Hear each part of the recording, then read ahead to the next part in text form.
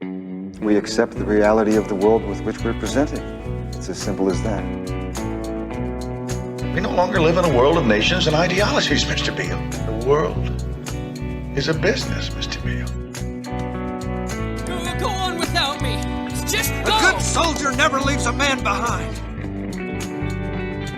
Because I wouldn't give you 2 cents for all your fancy rules if behind them they didn't have a little bit of plain, ordinary, everyday kindness. Life, finds a way. Welcome to Silver Screen Biases, where we dig into a critically acclaimed movie and evaluate the truth claims within it. I'm Nelson. This is Jeff. And this week we have with us... Nailed it. Already killed it. Introduce yourself. And I am Zach. Hello. Already Hey, interrupting Zach. people. It's a pleasure to have you here. This is good. Good start. We have Zach coming in here remotely, but we've known Zach for a very long time. Yes. He lived in my parents' house with their permission for way too long. How many years without permission? It's unknown. Okay, that's fair. That's fair to say. He overstayed his welcome, and we wouldn't have it any other way. Yes. The deck was quite nice. I mean, Yeah, a lovely porch. All right, so what movie are we talking about this week, Jeff? Citizen Kane, 1941, directed by Orson Welles. Is this your first time watching it, Jeff? Yes, sure is. First and maybe only. Oh, really? Okay. We'll get there. We'll get there. Whoa. Zach, this is not your first time watching it, correct? It is not. I've seen this film quite a lot. Big fan of it. Big fan of it. And this movie actually was requested by Zach when we asked him to be on the show. This is the movie he chose to cover of the top 250. So this is of significance to Zach. I've got thoughts on it, and I'm excited to get into those. Mm-hmm. But before we do, we always like to derail the early conversation with a quick moment to address our appreciation for our sponsors, the Tuttle Twins. The Tuttle Twins is a book series targeted at children. Well, they're all ages. They got stuff for all ages. Wasn't it in the last one of the last podcasts you guys said 19 and up, no more? That's right. No, anybody over 19, you have to read actual that's true. Adult books. We did not adult books, but books You're right. intended for adults. Yeah. All the Tuttle Twins books are rewritings and kind of abridged versions of other great works of literature. So if you are over the age of 19, you really ought to be reading the originals, like Frederick Bastiat's The Law, or The Road to Serfdom, or The Creature of Jekyll Island. Terrific books. And the Tuttle Twins also is a video series. You can find that on Angel Video or on YouTube. It's terrific stuff. Link in the comments. When you click through there, any purchases that you make, we get a thank you from Tuttle Twins for sending you. Is there any book or series or YouTube episode that would go along with what we're talking about today, Nels? I think pretty much everything in the Tuttle Twins will touch on this movie, because this movie is very Forrest Gumpian. It just kind of touches on so many things. It's going to be a good episode. Cool. Yep, absolutely. Zach, are you familiar with Tuttle Twins? Apart from hearing us talk about it? Apart from hearing you guys talk about it, I haven't. You mean my sales pitch hasn't been enough for you to go and check it out? Well, I don't have any thought we were friends in my life Zach. yet, That's true. I'm working on it. Just got engaged, so we're Congratulations. we're on the way. Hopefully she sticks around. That'd be great. Yeah, you tell me. You're telling me, man. If you've got yourself a coffee barista, they're good for life. So. Oh yeah, she's fantastic. She loves movies too. We awesome. We both have the AMC Stubs membership, so we go see movies constantly. Well, okay, so before we get into that then, we have questions that we always ask our guests. That's right. And so, Zach, if I can quiz you a little bit before we get into the movie, I've got 3 questions for you. And the first one is, do you have any political biases? How would you describe yourself politically? This is hard. I mean, I'm not as staunch as Nelson, but I think I'm a little bit more engaged than you, Jeff. I would say I'm a pro-life, small L libertarian, that unfortunately in a lot of local and regional elections, I have to vote conservatively, but with larger elections, I typically go more third party. Yeah. No, I feel that. Yeah. Because for the most capitalist reason, I think that if the third party could get more attention, we'd have more competition within the political realm, and more competition in the political realm means better results. Nelson, you like it? I feel like you kind of shoehorned in the word capitalism there, and I was curious where you're going with that. Today's word of the day is capitalism, an economic system that means no government. So let's talk about the most capitalist government. Exactly. Oh man! All right. No, now Zach, just because we have a history with you and stuff, and we know kind of your geographical background, has your political views changed from moving from the East Coast to the West Coast? Have you seen not East Coast, the Heartland? You're okay. The northeastern we are the eastern. United States. We are the eastern border of the Midwest. Okay. Not the and you're now in the Pacific Northwest. Yes, I'm Pacific Northwest, Spokane, Washington. Yes. I would say I've gotten laxer. I think there's more permission to not be conservative is the best way to put it. But I don't think that has necessarily changed my values. It's just allowed me to make sure that I'm actually focused on them. I think in Ohio, there's a lot of pressure to be a certain way and to believe a certain way. And I love Ohio. And actually, Ohio as a swing state was quite flexible with belief. And I think there was a lot of really good critical thought kind of taught. But I think in a rural town, it's everybody kind of leans in one direction.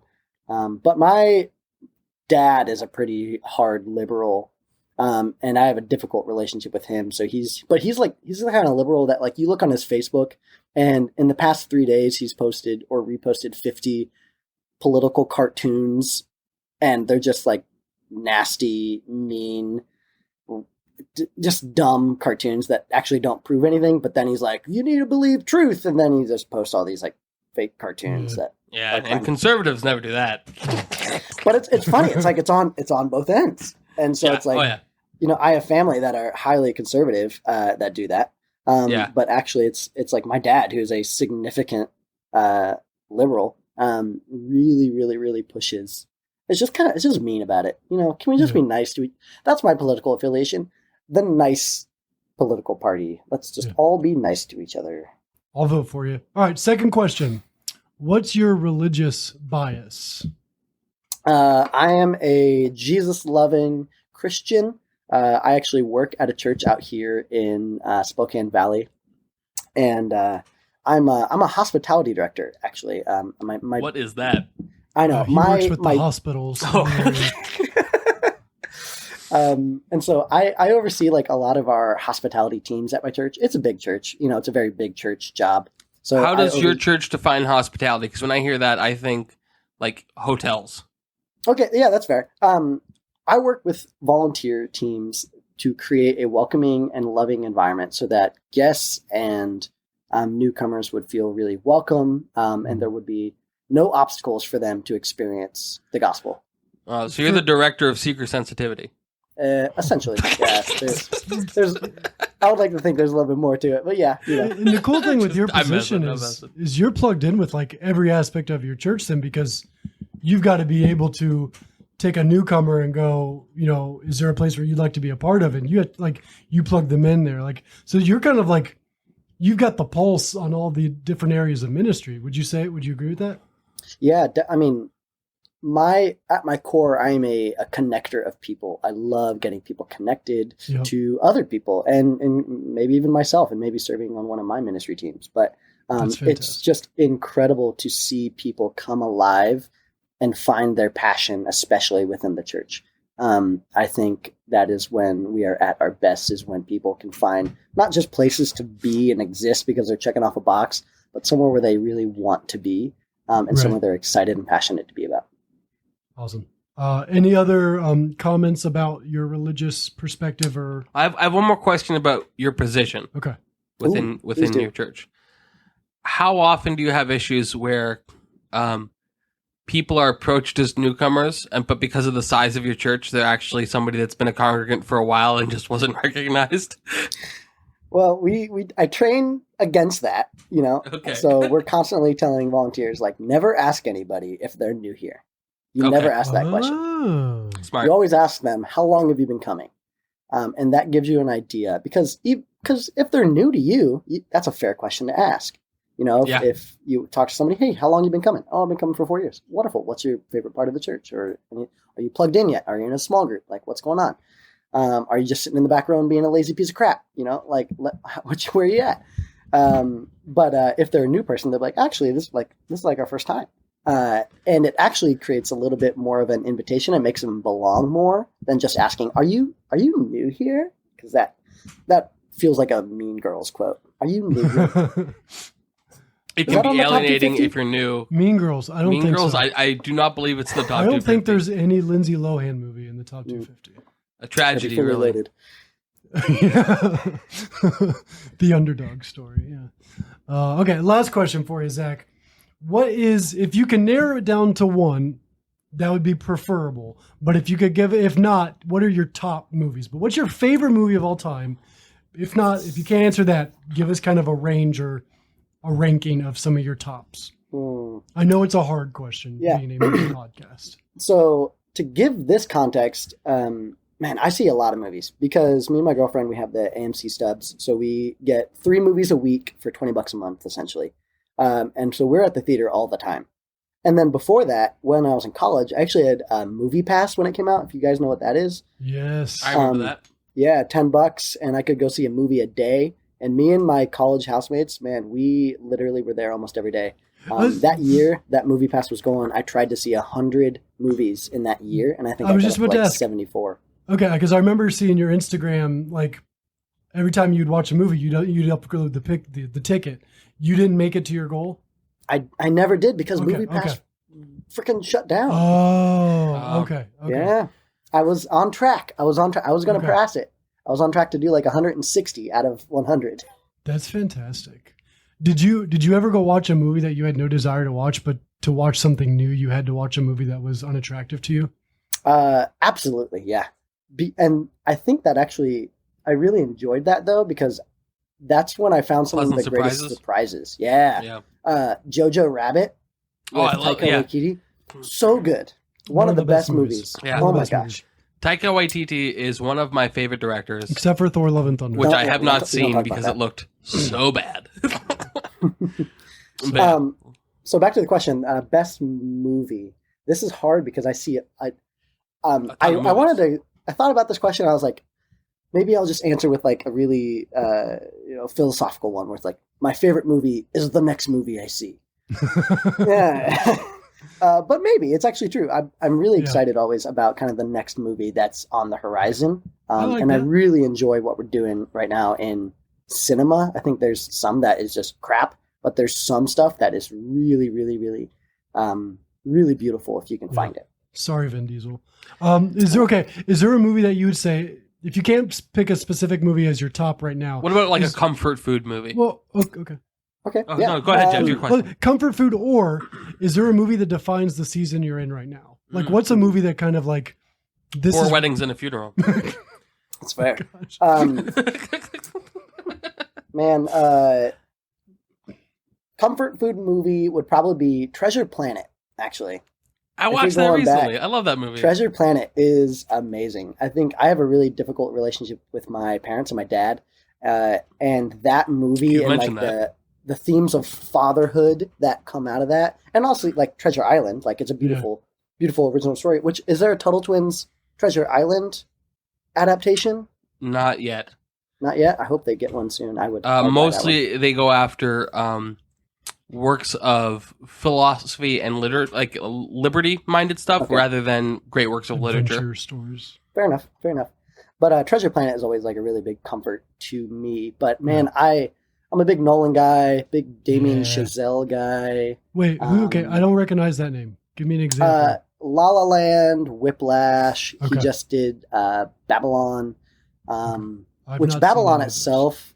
Did you guys see Babylon?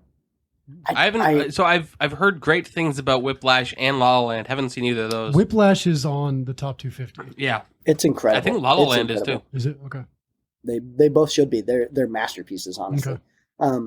But Babylon was weird. It was kind of like the film industry talking about itself and giving itself praise. Okay. It was kind of weird. It was long. That's Oscar bait right there. It was Oscar bait, but Yeah. it was beautiful. Like, oh my gosh, the way that the story was told, the pacing, the bam, bam, bam, bam, like it felt so good. And I honestly don't even doubt some of its accuracy in regards to portraying like Hollywood culture. But nevertheless, it was just artful debauchery is the best way to put it. I'll check it out. What's Don't the watch last it with, movie? Don't watch it with family. Don't watch it with family. Okay. What's the last movie you've seen? I just saw Ant-Man. I mean, the last Okay. one I saw was What'd you Ant-Man, think? yeah. Quantumania. What'd you think? No spoilers. It's fun. Spoil it. It's Spoil fun. the heck out I of it. La La really Land is love. not in the top 250. But go on. Bummer. I really love Kang and Jonathan Majors was incredible. oh my gosh, I'm excited for Creed as well. But his character, I think he's going to bring a Jeff Bridges did just such a great job with Thanos. That in the wasn't Jeff Bridges was not No, Thanos. not Jeff Bridges, but what's his name? Jeff. Jeff Bridges was the villain Obadiah in the first Stane. Iron Man. Yeah. No, Josh I know Brolin. who- Josh Brolin. Josh Brolin. Josh yeah. Brolin, yeah. Okay. So Goonie. right off the top of the dome, Josh Brolin did such a good job with portraying some of the humanity of Thanos, and I think Jonathan Majors is going to do the exact same thing with Kang specifically, and so I just love that character. I haven't seen it yet. I loved the character in Loki. It's the same character, but I loved the portrayal of the character in Loki. Technically not the same character. It's a The variant. Like, and he, Yeah, and he sure. but like the cool thing about Jonathan Majors is like he portrays the person differently. So like it is different acting. It is a different. that's interesting. Yeah, so like it's not the same manner. The way it was it's not the same portrayed in emotions. Loki was a big departure from the comics. I'm a big comic book fan, and I've gotten some fatigue from the MCU. So I haven't rushed out to see Ant-Man. It's early- way better than the early critics reviews. are telling it. Early reviews are pretty bad, and reviews from friends who have seen it mostly have been, it's very average. I think Ant-Man, it's was good. a lot of people have that feeling about the first Ant-Man, and Ant-Man is one of my favorite movies. great. But it's probably just because I'm a big Paul Rudd fan. Yeah. Yeah, I mean, like it's always funny. It's like at the end of the movie, the ants save the day. Surprise, surprise. You know what I mean? So Yeah. there are Ant-Man- ants in the movie. Much, Did you know much that? like the Flash had to figure out a way to run faster to defeat the enemy, Ant-Man had to find a way to be smaller and control ants more Yeah. to Who defeat would've the thought? enemy. Yeah, no, I think the critics are being pretty dumb with that movie. I think it is better than what they're saying. But Is that critic score or audience scores? critics are Critics smashing are rough. it. Well, now I'm pulling But it up. the audience score is like in the high 80s.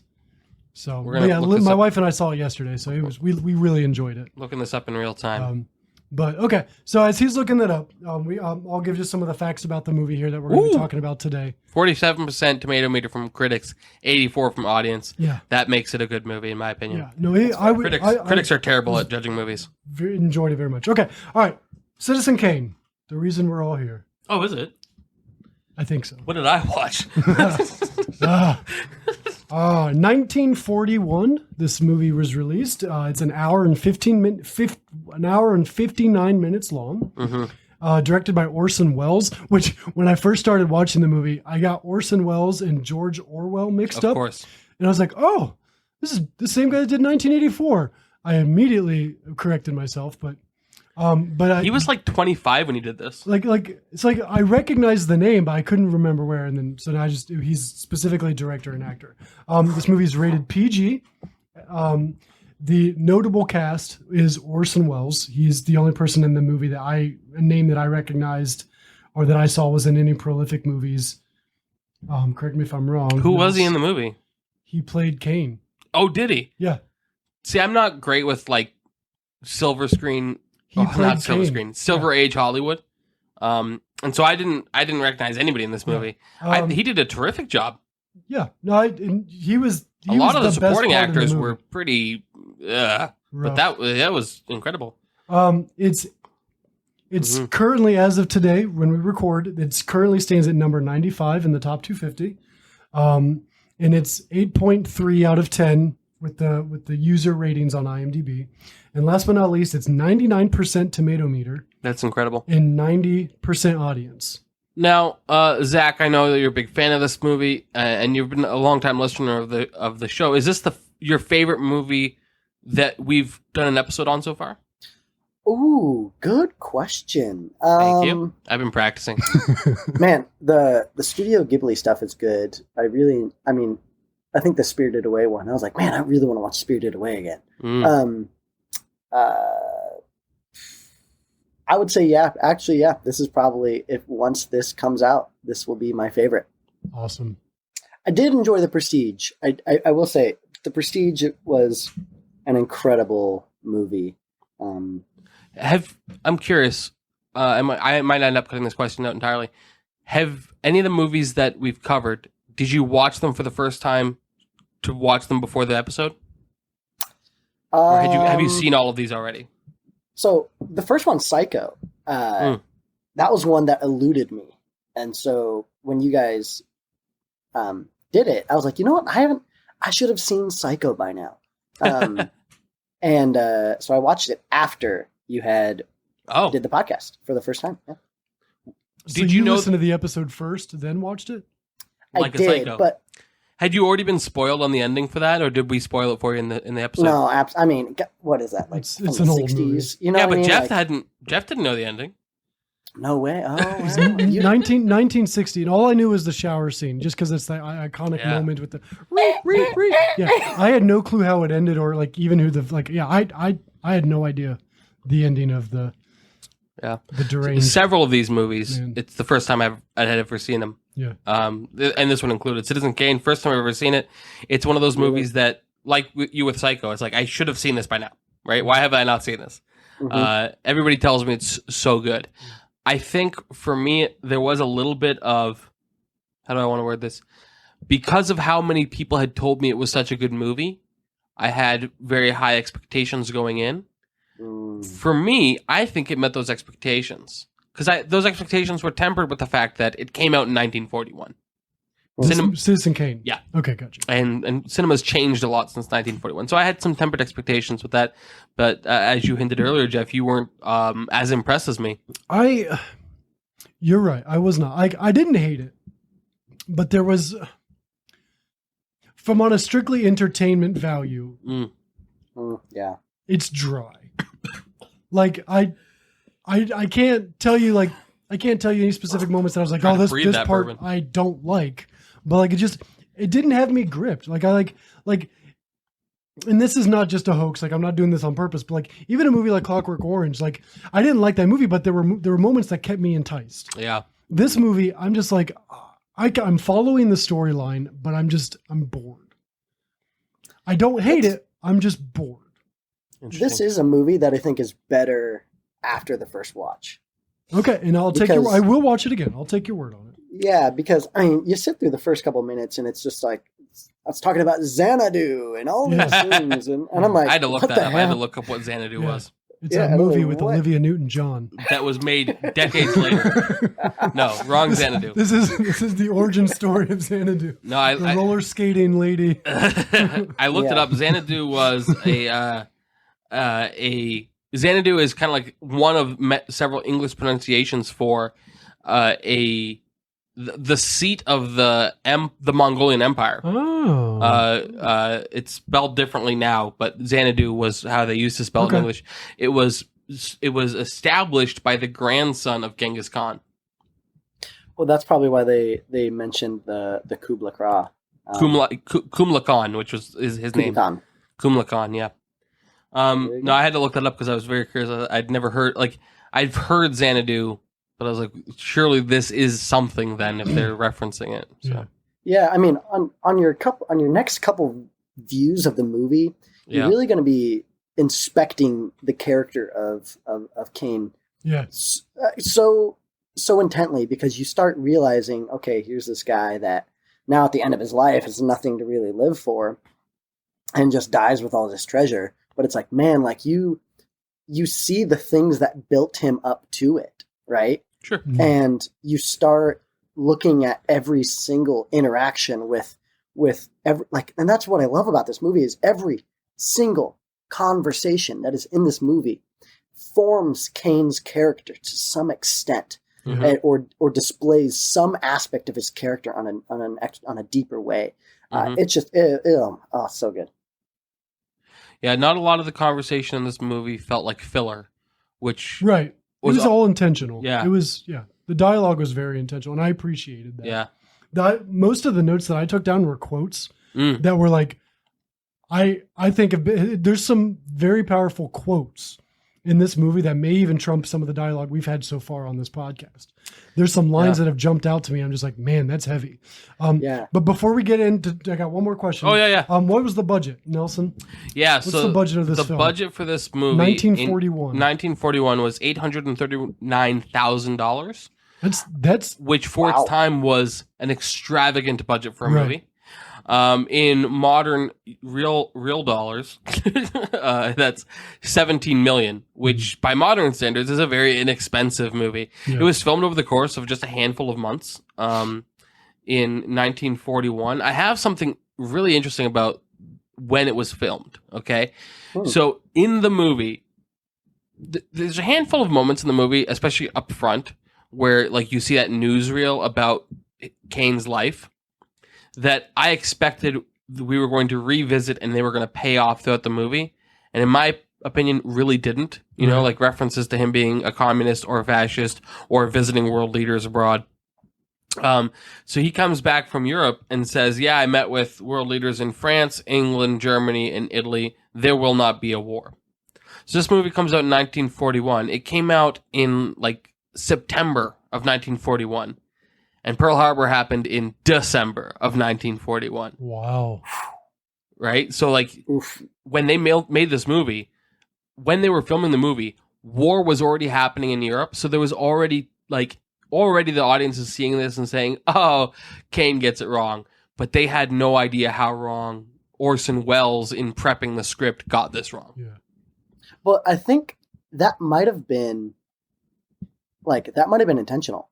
Because then you kind of really do see what a load of crap Kane is peddling. Well, yeah. So it was very emblematic of yellow journalism of his day, right? Like he's kind of like an amalgamation of like I'm blanking on his name, but some of the prominent journalists of his day. But he's also like a Theodore Roosevelt type character. An amalgamation of a lot of characters. His adoptive father Thatcher is kind of a combination of like Rockefeller and J.P. Morgan and other titans of that era. Actually, so I recently watched, I think I mentioned this in previous episodes, I watched the history series Men Who Built America and Titans Who Built America. And for me watching this, because this is set in their time, like for me, I'm watching these moments. I'm like, oh, that's just like this guy. Oh, that's just like this guy. That's just, and for me, it was really interesting. So, specifically, I wrote down here, you have that moment where Thatcher is speaking before a group of other men, and he's like, I'm going to read this letter, and I'm not taking any questions. And just the optics of that, to me, really looked like Rockefeller when he was hauled before Congress in 1907. He was like 68 at the time, to condemn him for antitrust, right? And the other journalists there are saying, hey, you know, your adoptive son is going after you for antitrust stuff. And like, it was shot to look like it. Like, there's no way that Orson Welles didn't have that in mind, because it was such a high profile incident. It was 30 years prior, but it was a high profile incident. So just really expertly crafted characters that really embodied these larger than life people that existed in the time. I think a lot of this movie was kind of trying to take a critical view of these corporatist class. And I'll get into that a little bit more later. But I found it fascinating. There was definitely no point in this movie that I thought like that Kane was shown in a positive light. I disagree. Do you? Okay. Yeah, I do disagree as well. Not necessarily like a complete villain, but just I was under the impression almost from the very beginning, outside of him being a child and him being removed from his mom, I was under the impression that all of his post-child scenes, he had hidden intentions, or like you didn't fully know what his intentions were. It's like you didn't. I couldn't fully trust him ever. Like, and so with that, I guess maybe that's why I thought that there was malplay, or like, okay, maybe that's where it's coming from. Then it's just because like you never knew his angle. Or, Yeah, Sure. I mean, I would say I feel like I wish I had hope for him in the beginning when he just bought the newspaper and he's like, well, it's going to take. I got 60 years, $1 million a year to like run this thing, and the declarations of principles and that stuff, like right in the beginning, you're like, okay, maybe this guy is going to use all this money and he's just going to buck the trend and he's just going to go in a certain direction. And we can kind of get into some of the truth claims that I feel like come from Well, that. I just want to touch real quick. So because I did the math on this, ran it through an inflation calculator. So at the time, and the movie's really fuzzy on what year it is, but we also don't have really good economic data before 1913. So this movie, that scene where he purchases the Inquirer or becomes the CEO or president of the Inquirer, however you want to look at that, it's late 1800s, early 1900s. That's the best I could figure. And inflated, it's basically like 10 times. So if it's costing him $1 million a year, then today that'd be like 10 million a year. And so it's like he's got about, in modern money, about $500 million to his name, right? $600 million before he runs out of money trying to float the Inquirer. So he's got $500 million that he can play with. So Well, in the movie, they said he was the 6th richest man in the world, right? yeah, Something like that. yeah. I believe it was exactly the 6th richest. I intended to look up who was the 6th richest at the time, but I forgot to. I know richest at the time was a constant competition between Carnegie, Rockefeller, Ford, and Morgan. So Interesting. yeah. What a fountain of knowledge and history you are, Nelson. Thank you for that. Yeah, and some of that might be marketable someday. Yeah, someday. You should put that on a podcast somewhere. That's a good idea. Facts with Nelson. Yeah. They're not fun, but they're facts. Yeah, we also, so there's not much by way of money talked about in the movie, but surprisingly, the only other time we get like a dollar sign on something is the opera house that he built for his second wife was $3 million, which is, $30 million today. So, Which that would afford you one apartment in San Francisco. Yeah. yeah, for a couple month. And there was, before we get too far on, again, something early on in the movie that I was expecting to pay off later and didn't, but I wrote it down anyway. So Kane is called a fascist by one of his critics and called a communist by his father. And this would have made sense more in the day, right before World War II. But the similarities between these two ideologies has been pretty well obscured by time. But like fascism was founded by Mussolini. There was other thought leaders of the day, but first implemented and practiced by Mussolini. And very much inspired by Karl Marx. Communism also very much inspired by Marx, and socialism as well. Communism was this idea that you had to have it universally. It has to happen everywhere. It's going to happen everywhere simultaneously because of a worker revolution. Mussolini and thought leaders in Germany who inspired Hitler, they believed, hey, this isn't working. We've seen lots of evidence it's not working, so we're going to pivot. Mussolini's pivot was we're going to do it just within Italy, and we're going to really emphasize the Italian brotherhood and focus really on the history of Italy through Rome and all those eras. That's why fascist is fasces, F-A-S-C-E-S, which literally means a bundle of sticks, and that's actually Roman iconography. It symbolizes the strength of unity, right? Hitler also said, hey, we're going to make this local. We're going to nationalize it, National Socialism. So Mussolini turned all the industry into government appointed, whereas Hitler's plan was to make it all government run. A distinction really without a difference. And the reason he invaded Poland is because he needed arable land for farming to support his people. So, obscured by the ages and academics with an agenda, we now see fascism, Hitler as a fascist when actually he was a socialist, and we see fascism as fundamentally opposed to communism when really it was more like a it was much more like how Baptists and Methodists disagree, right? Like they agree on nearly everything except for a handful of specific things. And on those things they'll disagree very strongly. It was really more what it was. Hail Hydra. That's right. So that's all I really have to say about that, because the movie really moved away from it, but when it was teased up front, so I thought it was going to play more prominently. I like the way you described this at the beginning, like being a Forrest Gump movie. Like, you really didn't get the only storyline you're following is the Rosebud storyline. Yeah, other than that, it's pieces and parts, and there were many segments that they were showing, little clips of flashbacks that they were showing, where I'm like, I could watch more of that, please. Like, Sure. So yeah, I not necessarily those that jumped out to me, but there were other moments where I'm like, well, wait, keep going. Yeah, it's come like back. It's like if a detective were investigating Forrest Gump. Yeah, that's what the movie feels like. I'd watch that movie for war crimes. Well, even in today's culture, like, people throw around these political titles such as fascist or communist or socialist. Often misusing them. But even you see that in this movie in 1941, where,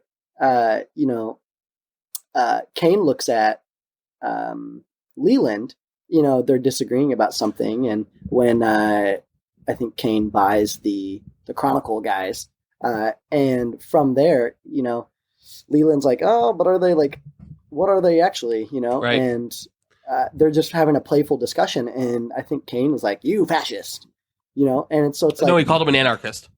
Anarchist, Mm-hmm. and just that idea of, and it was even used like maybe half an hour before that moment when he was talking about somebody else. It's like, yeah, well, we'll just call him an anarchist. It was so the first time they used the term anarchist as an anarchist, it piqued my interest. So the first time they used the word anarchist was investigating the disappear. They had just bought the newspaper. He wants them to investigate the woman that's disappeared, who we're going to presume has been murdered, because he's writing sensational headlines to drive viewership. Right. This is something we see in news throughout history. It was not unique to this era, but in this era they called it yellow journalism.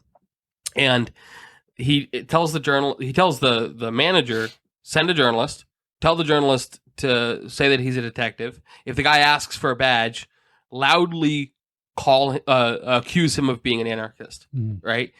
At that time, being an anarchist in New York was illegal. Right, there was a guy, and I cannot remember the exact details of it. He was either jailed for a prolonged period of time or actually put to death for it. I can't remember which, but he jaywalked, was arrested for jaywalking. When asked why he jaywalked, he's like, I don't acknowledge your authority. And they're like, oh, you're an anarchist, great. And they put him in jail for years or put him to death. I can't remember which. At the time, also, anarchist was pretty much synonymous with communist. Most of the anarchists in that era were communists, but not necessarily. Emma Goldman being the most prominent one, who, when she saw communism actually executed in Russia, said, nope, done with that. And she was no longer a communist, but still very much an anarchist. So, and then the second time anarchist shows up, it's to mock Leland, because Leland questioned, it was, are we at war with Cuba? I say we're at war with Cuba now. And Leland's like, but are we? And that's when he accused him jokingly of being a communist, of being an anarchist, trying to undermine the U.S. government, who was now very much at war with Cuba. And that actually plays pretty close to what actually happened with history with the Spanish-American War. Like the journalists lied us into war. And of course, never happened again. The media has never lied us into a war since then. Never. I have a few thoughts about the media. Mm-hmm. Listeners at home, look up Operation Mockingbird. Ooh, interesting. Wow. Fun fact about media. I don't know if I need to build any more credentials. One of the reasons that this movie also means a lot to me. I watched this when I first took over. I was the editor-in-chief for my college newspaper. So I ran my college newspaper. And about that time was when I actually came upon this movie, because somebody was like, you should run your newspaper like Kane ran his. And no, and then I took all the notes, and I said, you man, still this friends is with the that kind guy? of newspaper I want. Now tell me, Zach, is that school still running? Okay, that's a little too close. To home that was there. a joke. That was a joke because I know that obviously unconnected. That was It is not. I know. It is. So Right. I guess I don't know if this is even going to be included. That But was, for context. I can cut anything that you don't want in. and I didn't mean Which that is- that's disrespectfully. fine. I just knew that you had to shift it. Had nothing No, to it's do fine. with I mean, Zach. it's fine. I don't have my diploma hanging right behind me.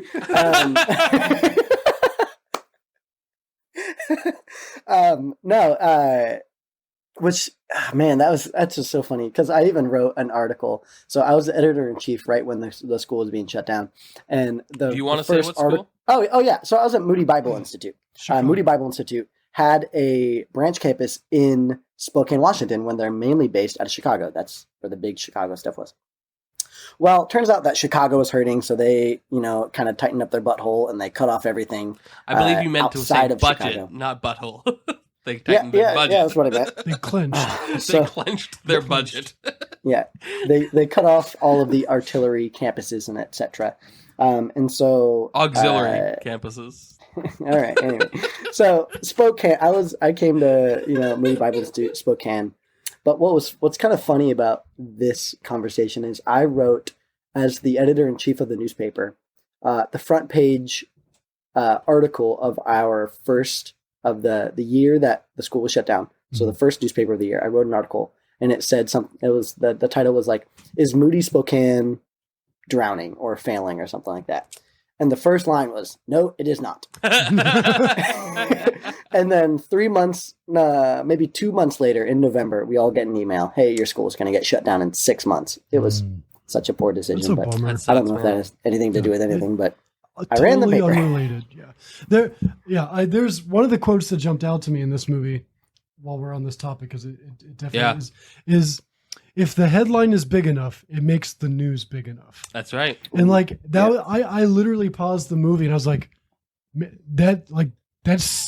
I imagine that's still in the minds of everyone that's in the big journal, like whether or not there's truth to it or whether there's all truth or minimal truth, that's their motivation of we'll make it big. I don't think you even need to narrowly define it with corporate media, man, right? Like you look at independent media on YouTube, like Tim Pool, The Quartering, any of them. All of them use very sensational headlines, what we now call clickbait. Yeah. Right.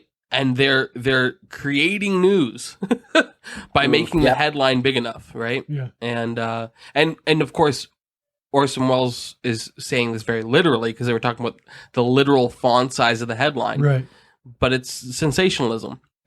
Zach, did you study journalism in school or just run the paper? I did study a little bit of journalism, but it was mostly kind of running on the fly and kind of learning things. Okay. I even had like a vision for the newspaper that was like changed because it had some sort of vague tagline, and I transitioned that tagline to something like creating and engaging in meaningful conversations. And so we were really trying to, create conversations. So we actually did write some really provocative material. We wrote about should you have guns in church? Should churches have security teams? Yes. What does feminism look like? I got distracted. What does feminism look like in the church? We did like a pro and a con. We did 2 separate articles that ran in 2 separate papers. We wrote about the exploitation of women selling their eggs, and especially for college students looking for money. And that was like a really popular trend among college-aged women. That article would hit differently now with the price of eggs right now. Oh, gosh. What kind of eggs were they selling? Oh, gosh. Jeff, you can't say that. I did. I just did. Cannon did. Free radio. I put radio on the internet. Yeah, we're airing this from a boat right now. Is this on off the coast of the Isle of Man. Yes. It's on AM radio. Yeah, exactly. And a very small audience. Arg, mateys. But so we did write. I wouldn't say sensationalist in that regard, but we definitely wrote stuff to like, hey, I want to create a conversation. So we're gonna state a lot of facts, and we're going to talk about what's happening in the dialogue that's happening in culture, and then we're going to put it in your hands to go talk to your friend, you know, in your theology class. It was a Bible school, so it's like, hey, what can we do? What conversations can we help start amongst these college-age students to get them thinking critically about these topics within their class, as opposed to just being, you know, I think you go to Bible school and it's just, here's what you believe, as opposed to developing and critically thinking about what's happening in culture and all these other things. So that quote, if the headline is big enough, it makes the news big enough. Mm-hmm. It's so true though. And it's true because we make it true. Yeah. You know, we all want that big headline.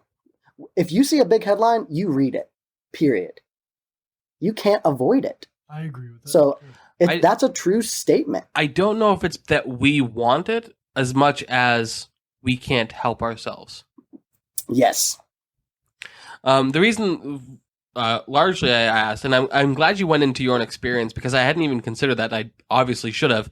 Like, your own experiences verging on yellow journalism was, are you familiar with the term, and what does it mean to you? I learned about it when I studied journalism in high school a little bit, and in history books as well. And basically, it's just what we would call today sensationalism, right? Light on facts, heavy on opinion, and oftentimes downright false information or misinformation, if you will. Interestingly, earlier today, I watched James O'Keefe's farewell address to his staff. Whether you want to say he fired or resigned from Project Veritas, it's splitting hairs. But there's like a 45-minute video of him giving a farewell address to his staff. And one of the things he said several times is, we do not, I can't remember the exact word for it, but we do not make any estimates. And I have let journalists go by trying to assume or give opinions on why something happened. We don't talk about why unless we have fact, right? And yellow journalism is very much the opposite. We have a handful of facts, and then we make educated guesses at best of what's going on. And we see that a lot today, you know. Right now we're in the middle of, actually, let me back up a little bit. Yesterday, there was a massive anti-war rally in Washington, D.C., put on by the People's Party, which is very much a communist party, as well as the Libertarian Party. They have a whole lot to disagree on, but they both agree on we shouldn't be in wars. And they had this big anti-war rally over U.S. involvement in Ukraine. And if you look at, you know, the headlines from a year ago on Ukraine, a lot of those were very quickly proven to be downright false. But the media was happy to run with them because it made for good news, you know? Yeah, you know, I think it's kind of scary. I think news people have to be aware of this power, because I think there's incredible power. And I think as we, you know, Jeff, you ran into that quote, but man, I feel like I got 10 quotes before that quote even happened in the film. But you know, just this idea of Thatcher was criticizing Kane and saying, you've never invested into anything. And he was like, yeah, you're correct. I just buy things. Yeah. And at this point he had bought the newspaper. Yeah. And this idea of investment that Thatcher had, that like investing needed to just be for financial gain. And Kane was investing into influence gain. He was investing, but not into the resources that Thatcher thought he should invest into. He was investing into the resource of public attention and influence. And the idea that by controlling the media and this image, he could really control culture to some extent. You know, with Xanadu and getting all these statues and everything that the media did and all these headlines and the power that he had and the songs that were written about him and the people that loved him and the opera house and all these things that he built out of his influence that came from specifically the newspaper. And so this idea of, you know, Thatcher criticized Kane about like, hey, you're not even investing into anything that is important. You could argue that Kane did invest into something that was important. He invested into influence. Now, how did he use that influence? I think we see degrade over the course of the movie and over the course of his life. But there was, man, I just had so much hope right at the beginning that he really could be a guy who could buck the circumstances or buck the stereotypes of this trend of just being a wealthy guy that just is looking for power. But unfortunately, that's kind of how it turns out. So I would disagree slightly. Okay. Because Thatcher is very much modeled after J.P. Morgan. Now, I don't think Orson Welles ever confirmed that, but it's like, if you're familiar with J.P. Morgan and the House of Morgan, you can't avoid it. And there's I can't remember what movie this is from, but somebody said money is power, and somebody else says no, power is power. Money can buy power. J.P. Morgan, on more than one occasion, bankrolled politicians and like through just buying influence, was able to put people into positions of power that personally benefited him, in other ways benefited the country, and he believed he was doing the right thing, helping the whole country, but very much exerting his own influence. Whereas I think Kane was trying to go more a traditional influence power dynamic. Now, obviously, he had the money to help him there, right? But he tried to become a governor, and with the goal of eventually becoming president. And in that way, he was going after more traditional avenues of power. Mm-hmm. I think that the movie kind of paints. Actually, no, because some people say it outright. Kane very much is a fool. He's not a clever man. He's incredibly charismatic, and through circumstance is incredibly wealthy. But he is a fool. He doesn't invest, which is what his adoptive father's saying. Because when you invest, you're purchasing something as a wise purchase that will eventually bring stability, influence, money, power, whatever you want to call it. Whereas Kane is buying things, right? Not investments. Yeah. It's a purchase, right? Like the way somebody doesn't invest in a dinner, they buy dinner, right? And for him, it's all frivolous. And except for the newspaper. Everything except for the newspaper. I think the newspaper was, well, even he said, I think it would be fun to run a newspaper. It was just frivolity, I think. But how much of that is also just Kane being facetious? Because I think there is a part of just to piss off his dad. He knew how to write. Yes, exactly. Just to piss off his dad. Just to have power over Thatcher. Everything you see is him exerting his power. So what did even Thatcher asked him, I would say influence, what would you like not to power, be? but I'm splitting Yeah. hairs. But Thatcher asked him, what would you like to be? And Kane responds, everything you hate. Sure. And so he's going to do everything he can to usurp Thatcher's power over himself, because and that's kind of why he went away. That's why he went back. And so I would say, I don't want to say necessarily that he's a fool, because man, he knew how to write a headline. He knew how to spin a story. He knew how to abuse the influence of the media that he controlled. But I don't think that makes him a wise person. Yeah, but I don't think that necessarily makes him a fool on the other end. I think it's kind of like a street smarts versus book smarts kind of a thing, I think he knew people, charismatic for sure. Oh yeah. But there's something about wildly charismatic for sure. Yeah. Just highly manipulative, this is just a truly narcissistic, manipulative personality that was built over just decades and decades of continued, quote unquote, success.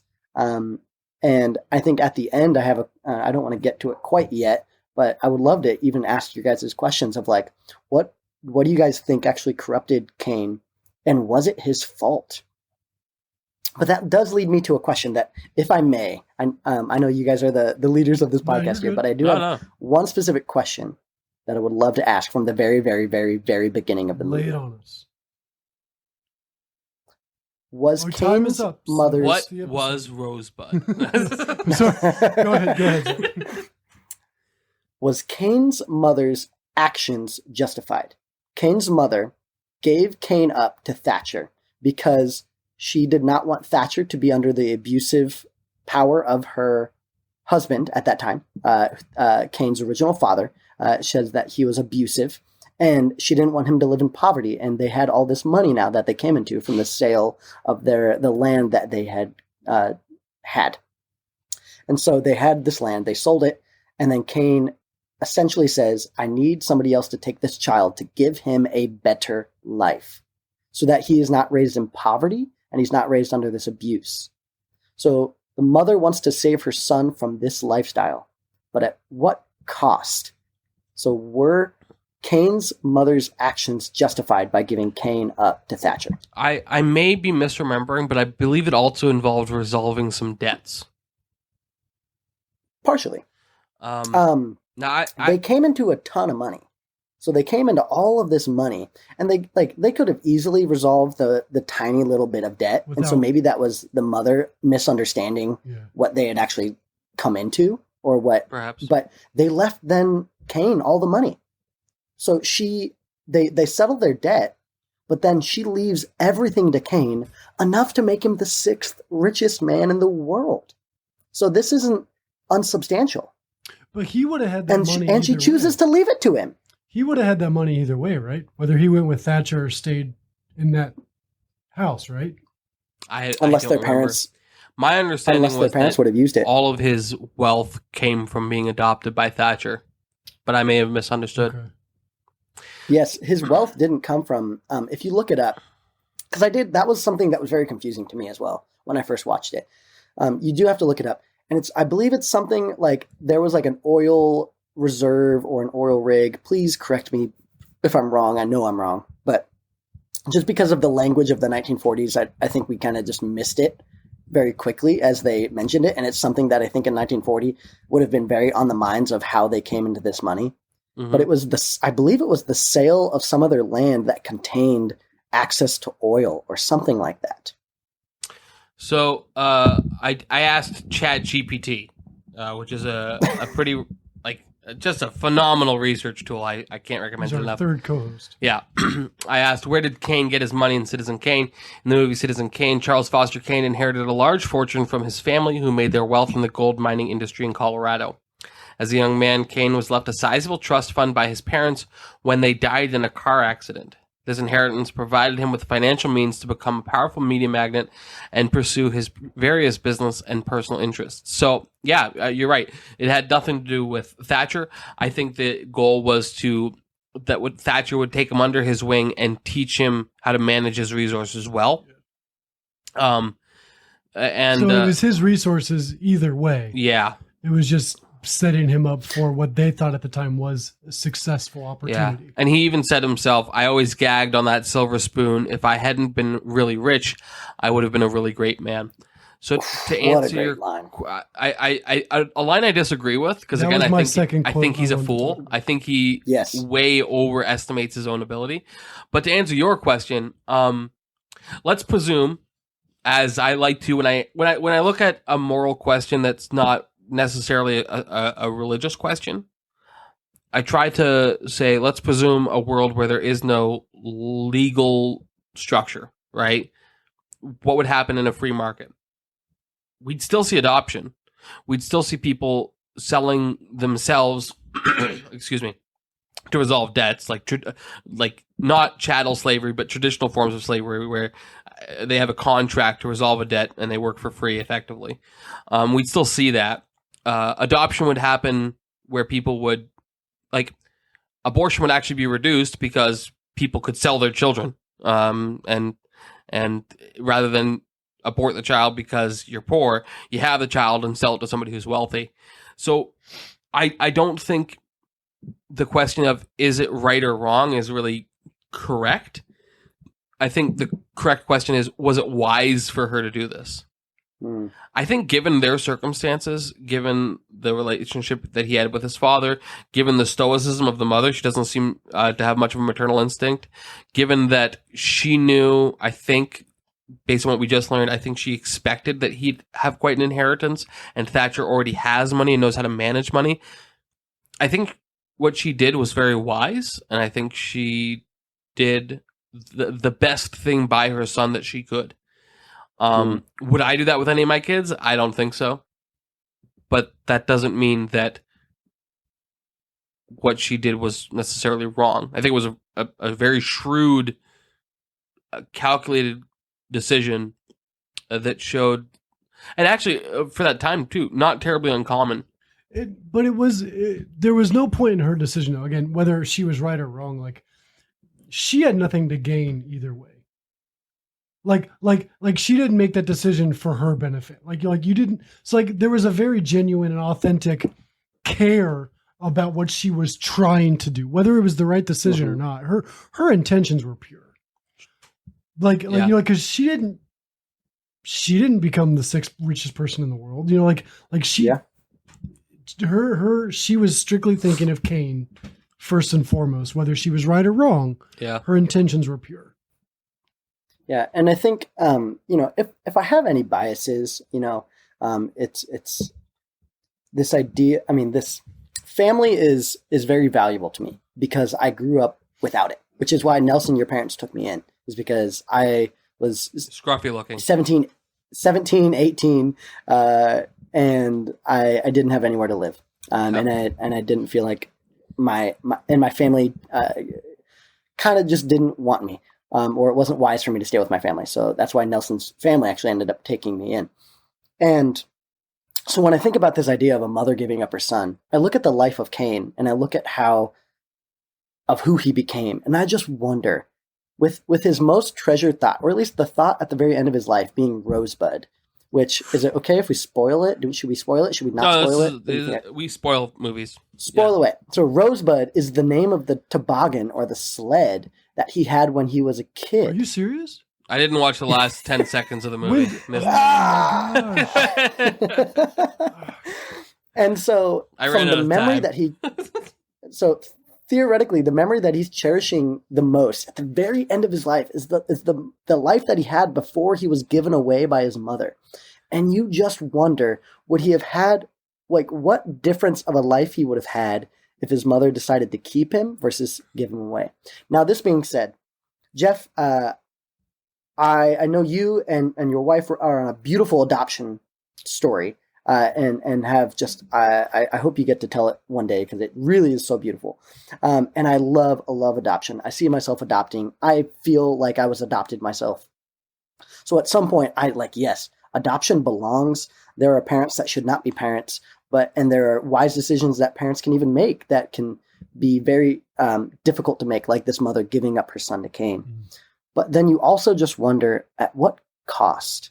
And it's a really hard question to ask, because you look at this movie in particular and you say, man, what a different life Kane would have had, do you think, if he would have grown up with his family versus with Thatcher, who, to our knowledge, had no other kids, but only had his love for money. Yeah.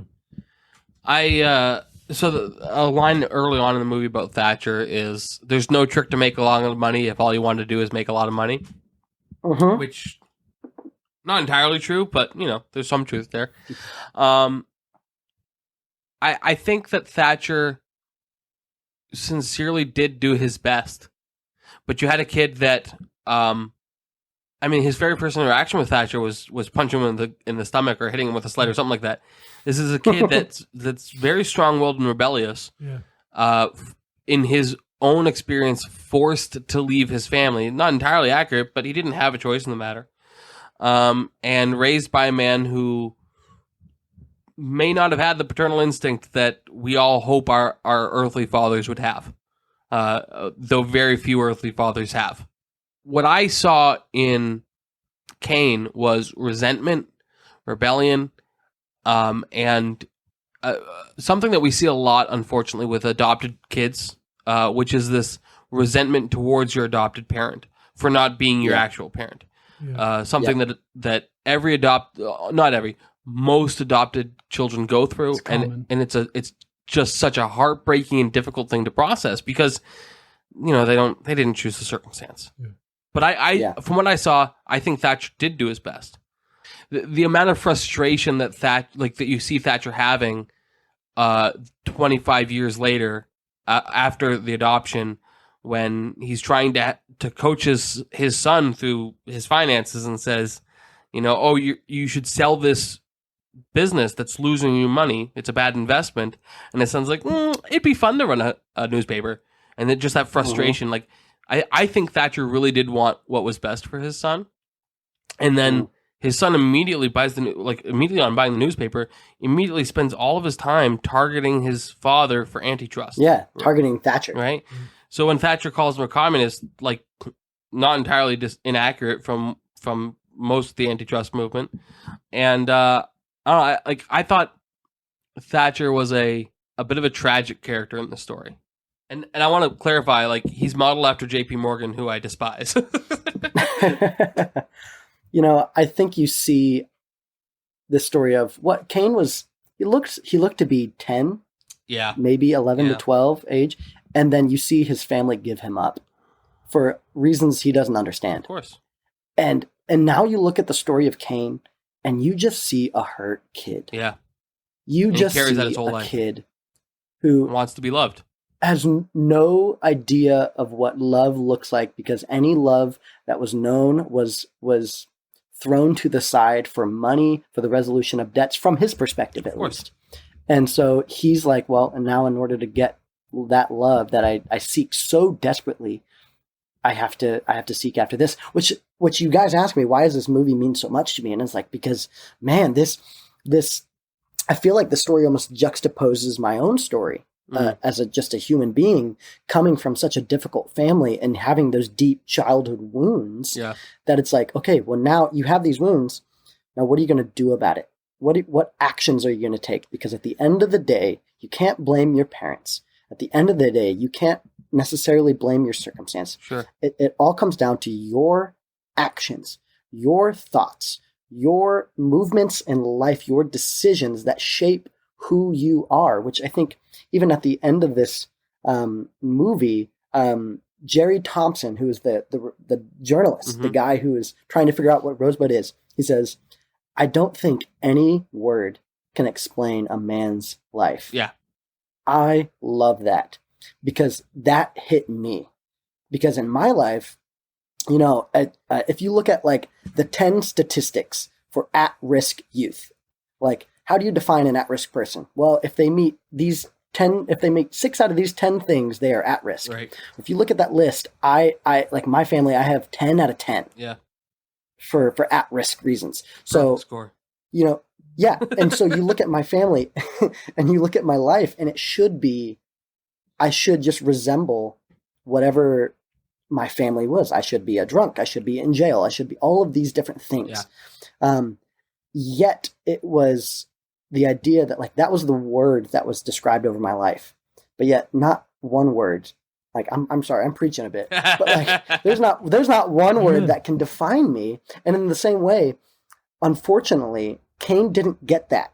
And he allowed this word and this idea of money and the love of money define him, or at least he wasn't aware enough that it eventually defined him until it was way too late. I think also he fell victim to something that we all struggle with, which is he was deeply unhappy and wanted it to be somebody else's fault, right? If I hadn't been really rich, I would have been a really great man. Meaning, I'm not a really great man now, and it's money's fault. It's not my fault, right? It's everybody else's fault. And repeatedly throughout it's the that movie, victim mentality. It is. Yeah. And it's not something that's unique to the era either. That's something that transcends time. Yeah. And you saw that with the way he treated his wives too. Like, yeah, there wasn't, at least depicted on screen, there wasn't moments of like genuine intimacy or genuine affection. It was all just, you're here for a purpose, not necessarily for a sexual or, especially with his second wife. Right. But it's just like, I need to fulfill something through you. Yeah. You're a tool. Like, the first wife was access to political power. Right. And the second wife, president's niece, right? The first one was like the president's niece. Yeah. And the second wife, like we get the impression that the purpose of that marriage was to provide some kind of closure from how the first marriage ended, right, by making her a famous opera singer, which she never was going to be. No. Well, and when he got with Susan, his second wife, their first interaction was her showing him care and love. hey, you just got hit by a puddle of mud. I have some hot water. I can clean you up. And she had a toothache. Yeah. that's why Morphine that's why he walked into her apartment. Yeah. It wasn't until she's like, I can help clean you up. Yeah. And he's like, and then they discover in that apartment, it's like, she has no clue who this guy is. Yeah. And he was infatuated with that because that's the love that he was looking for. That here's a person that's just going to care for me, not because of all this stuff that I have, Right. but just because they're a good, loving, and caring person. And then at the end of the story, what you see is Susan beat to a pulp emotionally because she used to be a caring person and is now was turned into this thing by Kane, this image that she never wanted to be. Yeah. It was always his idea that she would be the opera singer. She never wanted to be the opera singer, from her words at least. Yeah. Changing gears pretty strong here for a second. So the reason that he gets involved with the first wife, right, is to get access to political power and then try to get political power himself by running for governor with the goal of eventually being president. He had his eyes on the White House. Yeah. What people often criticize as capitalism in America is not capitalism, right? Because capitalism is in free trade between two or more persons, without involvement of the third party, and government is that third party. What we call capitalism in America is often more accurately described as cronyism. I strongly recommend Patrick Newman's book, Cronyism: Liberty versus Power in Early America. This movie takes place in the Progressive Era, which Murray Rothbard wrote extensively about in his book, The Progressive Era. And basically, when you've got these like people that run corporations and people in government making deals together to get these like revolving doors of business and government, that's cronyism. It's not capitalism. It's not quite socialism. It's probably more close to fascism. But that's something that we see in this movie a lot of, right? Is this this leveraging political and corporate will to try and dominate and influence and control. There's a really great extensive conversation between Leland and Kane, and Leland's very drunk at the time, otherwise he wouldn't have said it, but I wrote down everything he says in a somewhat abridged version. You talk about the people as though you own them, as though they belong to you. Goodness, as long as I can remember, you've talked about giving the people their rights, as if you could make them a present of liberty, as a reward for services rendered. You remember the working man? You used to write an awful lot about the working man. He's turning into something called organized labor. You're not going to like that one little bit when you find out it means your working man expects something as his right and not your gift. When your precious underprivileged really get together, oh boy, that'll add up to something bigger than your privilege. Then I don't know what you'll do. Sail away to a desert island probably and lord it over the monkeys. You don't care about anything except you. You just persuade people that you love them so much that they ought to love you back. Only you want to love on your own terms. And just to wrap up real quick, this is something that is still very much present in American politics today.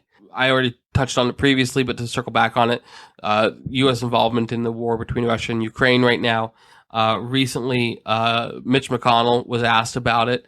You know, the public sentiment and support of Ukraine has really started to dwindle over the last several months. And what do you have to say about that, Mitch McConnell? And he's like, well, I'm here today to tell the American people why they need to support Ukraine and that we're going to continue. Right, well, this guy's supposed to represent, it's a government of the people, by the people, for the people. He's supposed to represent the people, not tell the people what they're supposed to think, right? And that's something that they accuse Kane of throughout of the movie is, you're telling people what to think rather than actually trying to understand the people. You don't love the people. You want them to love you, and so you are manipulating them into that affection. Successfully. Yeah. You Yeah. know? Well, and then he even responds later in that scene, and it says, he says, "A toast, Jedediah, to love on my terms." Yes. The terms anyone, here's a truth claim he's trying to make. Yeah. The terms that anyone ever knows, his own. That's right. Do you guys think that we only really know love on our own terms? Like, what expectations do we have of others? Where do we get grace, mercy, and generosity? Like, is love really only on our own terms? I've been doing a lot of talking, so Jeff, I'm going to let you take this one first. I think every individual has their own formulation of what love is. Obviously, like all the three of us are Jesus believing Christians and stuff. So like for us, love is a person that, came down and, the story of salvation and stuff. But like for me, like if I narrow it into more like my own humanity, like I know love because of my parents. Like, I mean, like for me specifically, like my idea of how I should treat my wife, how I should treat my daughter, how I should treat the people around me, I learned from how people treated me and how people loved me and how people use that word to me. So like I have formulated my own idea of what love is because of what's been done to me. So so my answer to your question, Zach, like, I guess it'd be yes. Like, I think every single individual would define love differently, but I think there's a lot of common ground for people who have had good experiences with love. Then there's a lot of common ground with people who have had bad experiences with love. So I don't know if it's on my terms, but my idea comes from my experiences. Maybe not my terms, but the experiences that have been done to me, if that makes sense. I don't think that's the exact same, but like I do feel like there is a personal aspect to everything that we have an opinion about. And Jeff, do you think so? Would you say you've mostly had a positive experience then with your family and with the models of love that you've had in your life? Yeah, I will say like I had a pretty blessed childhood. Yeah, and that's I obviously I don't want to brag. Obviously, we've talked about some other situations, so but yeah, like I feel like I'm one of the lucky ones. Like my parents are still married today. Like I did grow up seeing divorce. My dad had a previous marriage and stuff. So like I still saw aspects of divorce, and I saw what it did to my older sisters. But like I myself was the outcome of a nuclear marriage and two genuine loving parents that loved me and the rest of my siblings and stuff. Like I do feel lucky and blessed to be able to say that. Like I know that's probably not the majority of my people that I interact with on a daily basis. Like my wife's a school teacher and I don't think she has a single kid that comes with them from a nuclear family. Like, it's like, I know that's not the norm today, which is disheartening. I also think though that there's a certain degree of that, which is emotional maturity. Like Zach, even though you've said several times already that you have complicated relationships with your parents, Yep. You know that in their own way they tried, and you appreciate that they tried. Were they good at it? No. Is any parent good at it 100% of the time? No. Are some parents better at it more than others? Absolutely. Yeah. You know, I was very lucky to have parents that were good at it most of the time, right? The times that they remember being bad at it, I don't, right? The times that I remember them being bad at it, they also do. But the majority of the times that they think that they were bad at being parents are parts that I don't remember, right? And there's a blessing that God gives us in that the majority of the time that we really mess up as parents, for the most part, unless we're consistently bad at it, our kids don't remember that. And there's a blessing in that. But I think there's a level of emotional maturity where you can look at your parents and say, they tried, you know, and they Yep. and I think that Kane is a really good example of not having that emotional maturity. Yes. To answer your question about is love only on our own, do we experience love only on our own terms? I think that we have to contextualize this in the fact that Kane is not a Christian. And so he doesn't have the same understanding of what love is that we do. And so from a purely secular worldview, I would say that that's an accurate statement. Yeah, I mean, I would say I would agree as well. In a secular world view, you know, I think about. I was trying to think about like this idea of, you know, Jeff, you come from more and more a nuclear family, the loving family. Nelson, you as well. Me, not as much. But how do we now sit in this circle and be aligned on a lot of things, right? We're very aligned. And so for me, it wasn't necessarily our growing up or our childhood that has aligned us with all of these values. It's been our our relationship with Christ Right. that has shaped us and transformed us, and Scripture, right, that has brought us all together. The Calvinist is a very so concise answer for that question. And you think about, what is it that truly shapes a person? What is it that gets a person to emotional maturity? Because I look at Cain and my heart just breaks. Again, just going back to this idea, like, man, he's just a scared kid looking for love, and he's just kind of having a tantrum his entire life. But at what point do you start becoming self-aware and understanding that, like, oh no, like, I've got to go, like, there's more to this than just blaming other people. There's more to this than just being the victim. Like, I have a part to own in this, and it's curious to me where that comes in. And like, I honestly, like, where that comes in, for whether that be the secular thought, I know as Christians, we're taught to kind of evaluate these things and to ask the Lord to search our hearts. And I'm just like, man, I couldn't do it without Jesus. And so I have no clue how anybody else does. So one of the questions you asked within that rambling, incoherent nonsense was where does the emotional maturity come from? And to answer that question, I think it's best to turn to James, the book of James, chapter 1. Take joy, my brothers and sisters, whenever you face trials of many kinds, for you know that the testing of your faith develops perseverance. And perseverance, when it finishes its work, makes you mature and complete, not lacking anything. I think, and I know I already kind of crapped on Cain for saying that it was because he was wealthy that he's not a good man. There is something to be said that adversity breeds maturity, and being born with a silver spoon in your mouth, the level of adversity you face will be different. Now, it's still up to you as an individual to choose maturity, to choose to respond, because he still faced adversity. It was just different adversity than you or I experienced, You don't spend $1 million a year? Not regularly. Okay, no.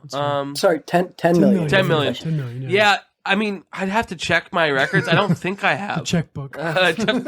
I'll consult with my wife on that. I don't think I've spent 10 million a year. But so yeah, he faced different adversity, but he still faced adversity, and he chose not to face it. He chose to run from it. He chose to rebel against it. He chose to use it as an excuse to indulge in vice, right? Which we saw. And so I think that that's the answer to your question of where does emotional maturity come from? It's from choosing to face adversity. Because we all have adversity, but do we run from it or do we face it? Go ahead. That's a curious point, because in my mind, I think he faces adversity once in this movie. And that is when, is it Getzy? I have what's the the name other here. politician's name? Geddes. Yeah. Boss Jim W. Geddes. And he's kind of an amalgamation of, in that era, anybody with the title boss was somebody who ran a political machine. In that era, all the political machines were run by Democrats in major cities. So that's kind of a reference to Tammany Hall. That positions Cain as kind of a Roosevelt or Grover Cleveland type character fighting against these, because both of those were governors of New York at some point. You could tell by the mustache. Yeah, that's right. You're not wrong, actually. It's a great mustache. So it was Geddes who was, and these political machines of the era were corrupt. I mean, they're still corrupt, but like very corrupt. And if you want more information on that, look up Tammany Hall. So we see Cain presenting himself as this virtuous person, very narcissistic. And so we see him, he controls this media. He's saying just horrible, he's skewing the media in whichever way he desires it to be skewed. And even what's funny is after the election, if you saw the two titles of the headlines that were going to be printed, it was either win or fraud at the polls. Yeah, I have a thought on that. That sounds very familiar. Okay. I'll get back to that. I want to get back. We'll get back to that. Either. Okay. And we'll get back to that. any illusion that it is politically motivated or at least nearsighted. Yes. So we'll get back to that in 1 second. But this idea of the adversity he faces is Geddes says, I have this information against you, and I won't use it. You just have to leave the competition. Step down. You have to leave the running. You have to step down. And he refuses because he is continuing this trend of there's a couple, like he doesn't want Thatcher to have power over him. He doesn't want Geddes to have power over him. Yeah. He doesn't want any of his wives to have power over him. He doesn't want the Chronicle to have power over him. And at the very end, he doesn't even want Leland, his very best friend, to have power over him. So you see him exercising these decisions to essentially protect himself, but more so to exert his power over all of these other individuals. And so the only time he's really stepped into adversity was against Geddes. But what's interesting about that is then you could arguably say he makes his most virtuous decision by then marrying Susan. So, I don't know, I found that whole interaction very odd because Geddes even says in that whole exchange, we have no proof of any impropriety, right? Those weren't his exact words, but like, we just have things that look bad, you know? And we have no evidence from the movie itself that any infidelity actually happened. Boarding houses for women in those days, like you couldn't, like there was that incident where he closed the door and she says, nope, can't close the door. And that was actually a few different reasons. One was because it was to protect the reputation of the women, but also it was to prevent the boarding houses from becoming brothels. So anytime that they're interacting, it's in the parlor of this boarding house, right? So we know from the context of the movie, nothing's happened between these two. It just looks bad. Yeah. This was actually one of the few moments in the movie where I was like, yeah, Kane did the right thing by not stepping down against this corrupt political official trying to blackmail him and destroy his life. Now, I will say, he's not been a good husband, not been a good father that we can tell, right? And there's a lot of other reasons not to like Kane, but I would say in this situation, I think that was the right call, not stepping down. Was it motivated mostly by pride? Probably. But I don't know, I just like, that was one of the few times where I was like, yeah, that's the right call. Don't step down. Which I think maybe even plays into your thoughts, Nelson, about my biases. For sure. Well, not your biases, but I don't want to affirm anything. But well, I mean, like, what I meant by that is like Kane, it's because of my biases that I probably look at that and see it as the correct decision. Yeah, but I look at the idea of Kane being a fool. Kane knows the power of media, and he knows the power of perspective. Sure. And so him not stepping down was so peculiar to me, and was the only time in the movie that really, other than the idea of like him trying to exert his power over individuals, this is the only other time it's like you see him kind of not protecting his image. He's fighting for influence and power, but he's not willing to protect his image in this circumstance. And it's so, this is a very peculiar scene and very unique scene, I think, in the entire movie, that we see a little bit of maybe hope, maybe some goodness of not willing to step down to this, crooked politician. But on the other side, Kane himself was crooked and was skewed, and did have a weird image of himself as well as a weird image of his own influence. 100%. And so, yeah, it's just peculiar that he didn't step down and protect his image and then try and find another way, another day to become president. Absolutely. And there is a recent political figure in the U.S. who, on top of having parallels of accusations of impropriety at the polls, also is very acutely understanding in ways that a lot of political figures aren't these days of how to manipulate media, right? Whereas Kane ran the media, President Trump understood how to manipulate media, how to get them talking about what he wanted them to talk about. And he very much kind of had an approach of all press is good press, which I disagree with. And I could go on all day about all the issues with his administration.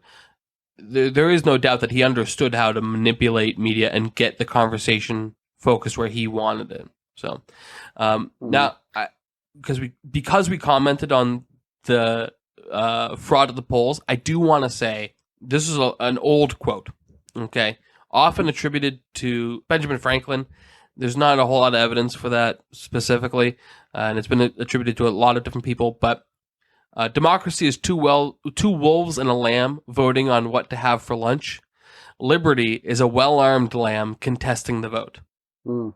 So there's this kind of concept, especially in American understanding of democracy, where there is almost a moral responsibility of the minority to say, hey, we're not confident in that election. And any kind of a viewpoint that it started in 2020 is wildly ignorant of history, including a history of 4 years prior. Everyone that's lost an election in the U.S. for a very long time has not graciously said, "Oh, I guess it wasn't me this time." No, they contest the vote, and that is the proper thing in an electoral process, is to push back on that, because there's always opportunity for fraud. Now, of course, I have my opinions on democracy in general. I don't think it's a very viable political system. But I do think You've it's really... never said that before. Yeah, it's never come up. But I do think it's interesting that, there's this narrative in the U.S. over the last several years that this was some unique thing. And here we have in 1941, they put it into a movie almost like a throwaway line. So obviously this isn't new, right? And any honest person knows it's not new. And that's all I have to say about that. Forrest Gump. Jeff is just coming back to Forrest Gump. I got no comments on that.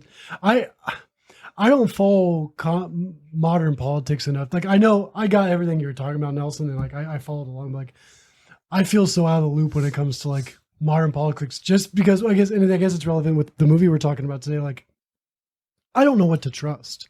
Like, sure. Like, and that's probably one of the main reasons I'd rather be politically ignorant than read something and go, I believe this, like, I have a hard time. Like, I don't even have a desire to want to believe stuff in the media. Like, I don't care to, like, I don't need to. And so like, so listen to what you're saying. Like, it makes sense. And I agree with you. And I've checked in with everything you're saying, but just like seeing this play out in our real lives has made me just want to like, to not be a part of it.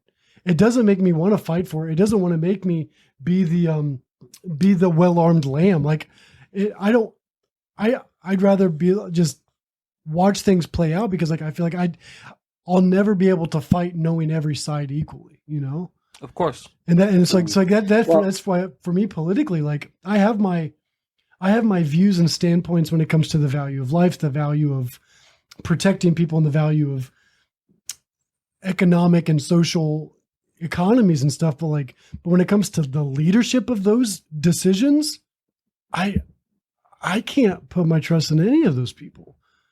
I agree. Yeah. Like, I'm much more passionately agreeing. Yeah. Like, yeah. Yes. But like, it's just like, I don't think there'll ever be a time where I'm going to read something in the newspaper or on a news site and go, I think that's fully truthful. And that's what frustrates me, is like, I can't get into it. I think there's a part, Jeff, with that of like knowing that people like Kane actually exist. I feel like this was a biography of somebody, and just that idea that like, I think that's why a lot of people are so apolitical nowadays, is because it's just so much stuff to weed through. You have no clue who to trust. It's like everybody's got biases. Everybody's trying to make their own point. Everybody's trying to sell something. It's all down to money. And it's just this, it's hard. And so, Jeff, to your point, you look at this movie, and I bet that only furthers it. I bet this movie has only really furthered that feeling. It does. Like, and I love history. Like, I don't consider myself a buff, but like, I love spending time in reading about American history. I haven't ventured too far out from American history yet, but like, I believe history started in 1776. Well, that's when the Revolutionary started. people were born before that. But anyways, I'm not convinced. Well, what's funny is Kane was in the background going, "I'm the Union," and as a kid, and that's where the movie started. And I'm pro-life in all stance of like from I think someone says from the womb to the tomb. I'm pro-life. So like, and that's it's a different conversation. But like there are some moments where I'm like, I just wish these two politicians would duel it out and make it easier on us. Because like not that I want anyone to be hurt, but just like So you believe that the electoral system should be a battle royale of all candidates? I've watched. I could get behind that. I've watched way too much Hamilton, and granted, like that turned out negative in that, but just like how many paces should they take? At least paces. one. Like, but just there are moments where I'm just like, I wish they would just implode, and then what we're left with would be easier to sift through than us trying to figure out who's telling truth. Like. Jeff, I want to make it very clear that although I advocate for anarchy, I would never advocate for violence like you are. I think that's a dangerous precedent. And for any NSA listening, I want to be very, very clear that I do not advocate for violence, especially against political figures. You should see a counselor, Jeff. There's something wrong with you. Now, if peacefully the entire union dissolved tomorrow, I'd be applauding. I mean, in the words of the Bible, Jeff, geez, work hard to live peaceably with all men. I don't think the Bible said "geez" at all. Jeez. I don't. What translation is and that? Jeez spoke unto the people. No, Jeff, I agree with you. I know. I hear what you're saying. I so agree with that. I came on this podcast not being in the same political standpoint as Nelson, but like as him and I've had. This is now episode 14 for us. This is 13 for us, but 14 recorded. Correct. Like we've had these conversations, and Nelson has again and again said things where I'm like, yeah, I actually don't disagree with that. But like, for me, it comes down to the humanity portion. It comes down to who's leading these, who's where, like, and I've lost all faith in the people leading that, whether it's political or the people communicating what's happening in the politics. I have no faith or trust in them. And I don't feel inspired to invest in it. I think really then the difference of opinion between you and I is not the level of confidence we have in political figures. It's our good looks. It's the amount of value we find in paying attention to what they're saying. Because like I personally, and Jeff goes, I find a great deal of value in paying attention to what these illegitimate leaders say. Yeah. Because I want to know how it's going to impact me, how it's going to impact my family, what's going on, right? But I also know that every single word they say is either a lie or betraying their truth. If that makes sense. You know, like when Mitch McConnell says that he's here to tell the people why they should support the war, what he's actually saying is, I don't really care if you support the war. We're having a war. And for me, that's something that is very important to know. Do I think that it's You almost wish they would just say that. It's my opinion that they do, if you listen. But right? you got to weed through it. But you got to weed through it. Now, for me, I find value in that. I'm not a good gardener. Understand why a lot of people don't. Yeah. I envy our friend Dave, who is years behind on current events, and it shocks me, but I envy it. I legitimately I wish that I could, but the truth of the matter is, I find a great deal of value, and joy is not the right word, but like I used to joke that chaos is caviar. The more absurd the politics get, the more I enjoy it. Right? It's juicy. Yeah. But they're all illegitimate. They're all illegitimate political figures. When the early Christians said Jesus is Lord, that was fundamentally a political position that Caesar is not. The very proclamation that Jesus is Lord is by its very nature a dissident, effectively anarchist position.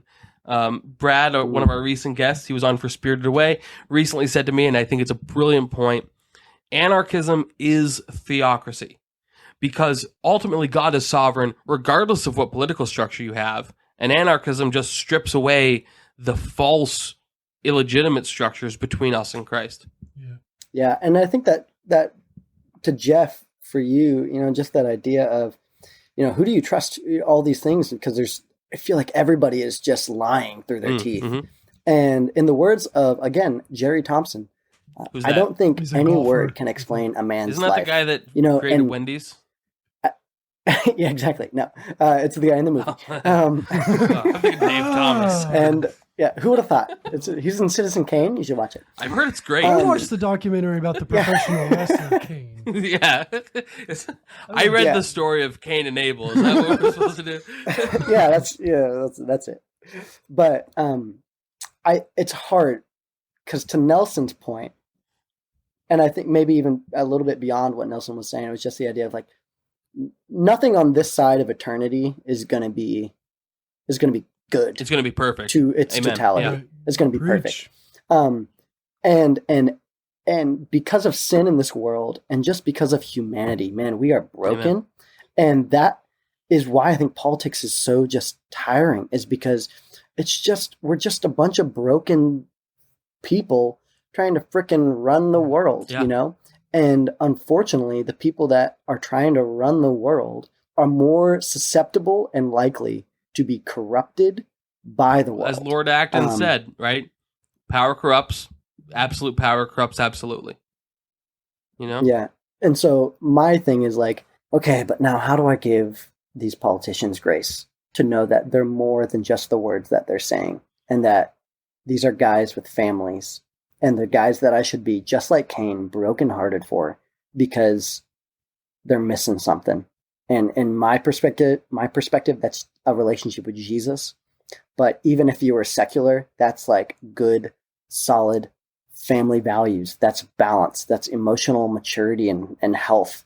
Like there's so much that just breaks my heart for our politicians, and Cain specifically in this movie. That's like, you just wish you could shake them. You just want to grab them and you want to shake them and tell them that there's more to life than what they're living for. Yeah. I agree. I do want to comment.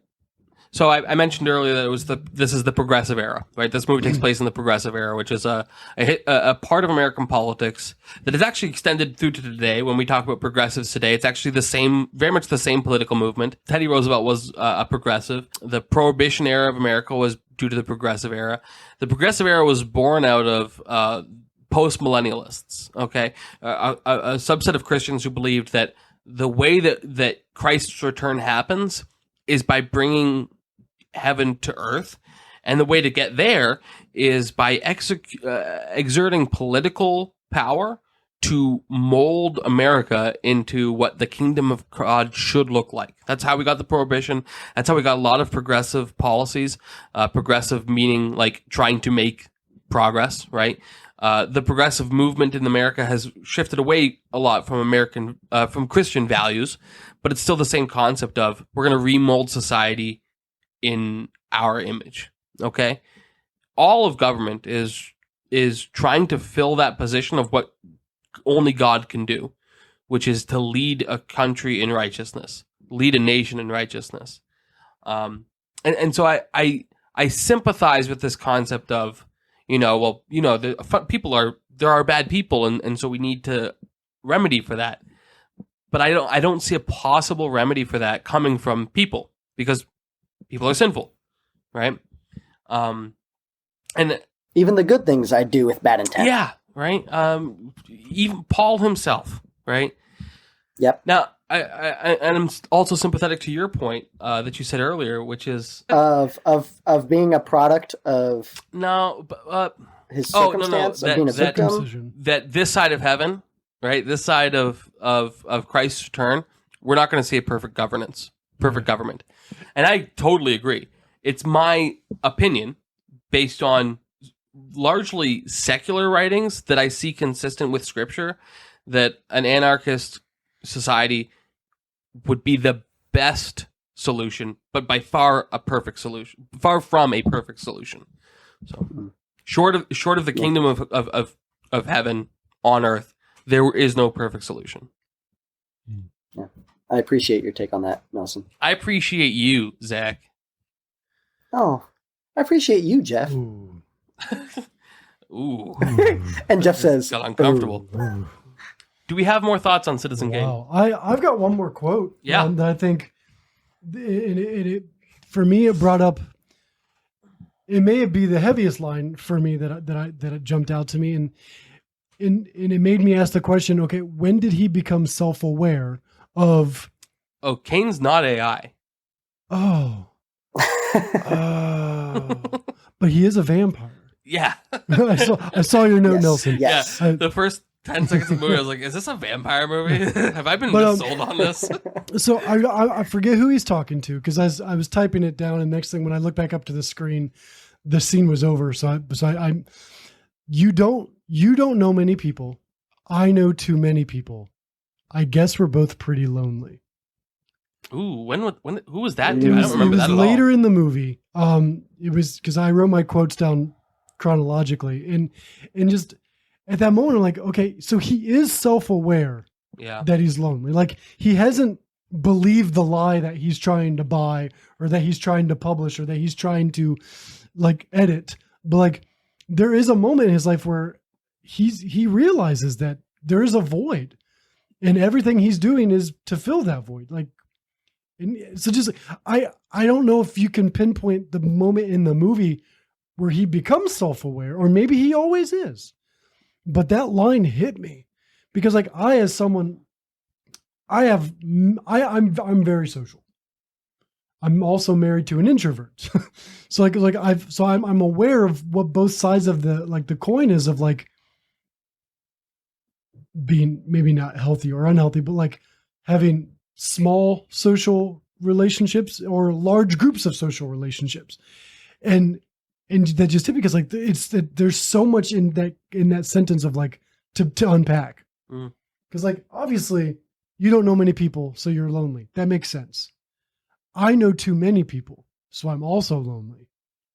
That hit me personally because I know a lot of people, maybe not closely, but like, I have a lot of people that I would consider more than acquaintances.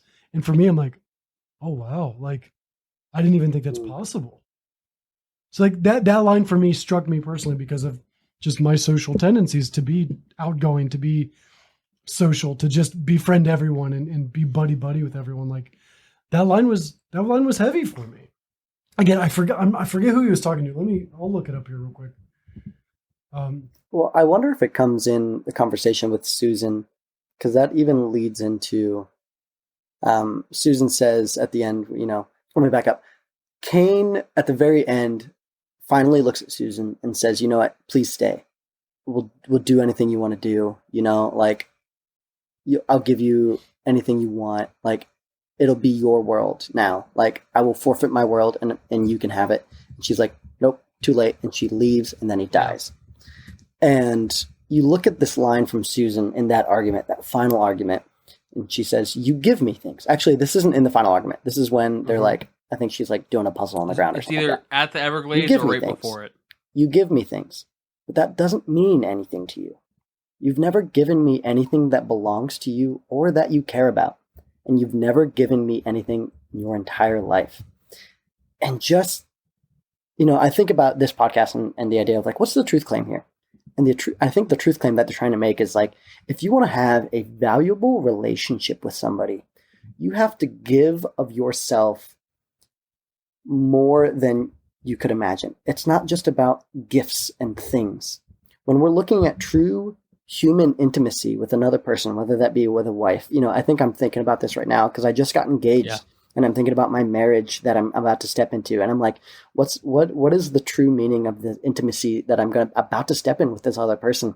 And it's not that I can give her money. I work at a church. I don't make money. It's not that I can give her like really anything of financial weight or value or any gifts or anything like that. But it's because I can give her myself. I can give her these things that are incalculable in value, that is what we base human intimacy on. And so you look at Kane, and he lacks human intimacy because he was never willing to give anything of himself. And I think that goes to your point, Jeff. He was talking to Susan. Yeah, and it just again pulls you back to the heartbreak of, man, Kane. Yeah, I just want to give the guy a hug. Anybody else? I know he's broken, but like, dude needs a hug. The movie felt very Shakespearean in some aspects, of just like this very prolific character, and it's essentially his fall, his demise. It's very tragic. It's very tragic, yeah. So like I don't know much Shakespearean. Like it is one of the categories of literature / theater that I would be interested in learning more and stuff. Like, but he wrote Babe, Pig in the City, right? He did. Yeah. Yeah. Not the sequel though, which is just the first one. But no, Babe was the first one. Babe, Pig in the City was the sequel. Yeah. But Is that Babe 2 Electric Boogaloo? No, that's Babe 2 Back in the Habit. that's the Zack Snyder cut. Is what that is. Yeah, Gotcha, Babe 2 okay, that's Snyder cut. Babe Snyder 2 for cut, yeah. Two, Babe 2 fully loaded.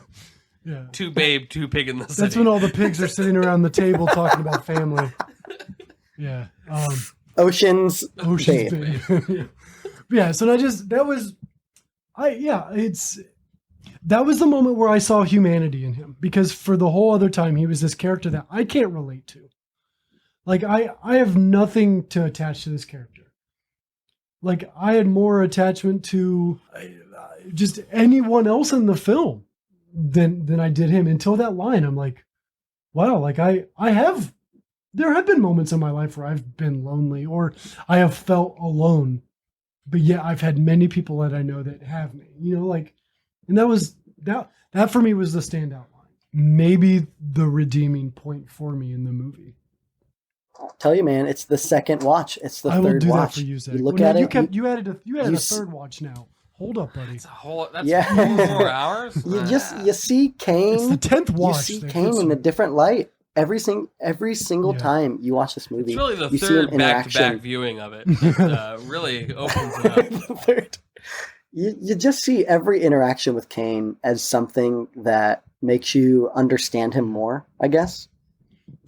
So are we, as we kind of wrap this up, we do need to kind of end with, we do need to acknowledge the finale, like Rosebud, the culmination of what the whole movie. Well, before we get into the serious what that represents, I do want to say that whenever I hear the word Rosebud, Yeah. I'm reminded of Austin Powers.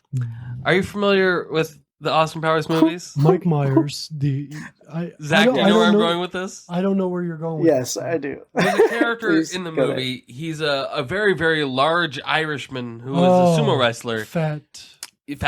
Yes. I said it. There's a moment where Foxy Shazam, I believe that's her name, Beyonce, right? Beyonce. Yeah. Foxy Shazam, also the name of an excellent band. Look it up. Foxy Shazam is picking up the laundry for the sumo wrestlers, and Fat says to her, "I left a little rosebud in there for you," which I believe means a small poo, because she then uses that diaper to can't remember the exact details, but they do a little science thing with his poo that Austin Powers then drinks, thinking it's coffee. So anytime I hear the word rosebud, that's what I think of. And Cassie, when she found out that we were going to be covering Citizen Kane, Foxy Cleopatra. Cassie said, "I can't wait to hear what you guys think rosebud is," and I was just like, "It's poo." Did you guys? I'm curious. Did you guys have any idea? What were your guesses First knows. to what Rosebud I was certain that it wouldn't be clear until the very end. When his second wife leaves him and he's destroying her room, he picks up the snow globe that he drops on his deathbed and says Rosebud. So I thought Rosebud was his mother's name. And that when he saw the snow globe, it reminded him of his Colorado home. Now, I wasn't wrong. It did remind him of his Colorado home, but it wasn't the love of his mother necessarily that Rosebud represents to him, which I thought it was until we see the sled. What Rosebud represents to him is innocence lost, his childhood, the only time he can remember where he wasn't Manipulated, or in his opinion, facing adversity, Yeah. although his adversity was... self-brought. Yeah, Self-inflicted. exactly. That's a good word for it. I was trying to think of something clever to say, but like I will say, if it wasn't for the Rosebud thing, I would have lost complete interest in the first time watching this movie. Because I'm just like, at this point, it's the only thing I'm invested in. Like, I want to know what the reporter wants to know. So I get the sentiment of it being something from his childhood, from that pivotal moment of him being told your life's about to drastically change. I get the sentiment, and I I see the power in that. But like for me, like it was still underwhelming.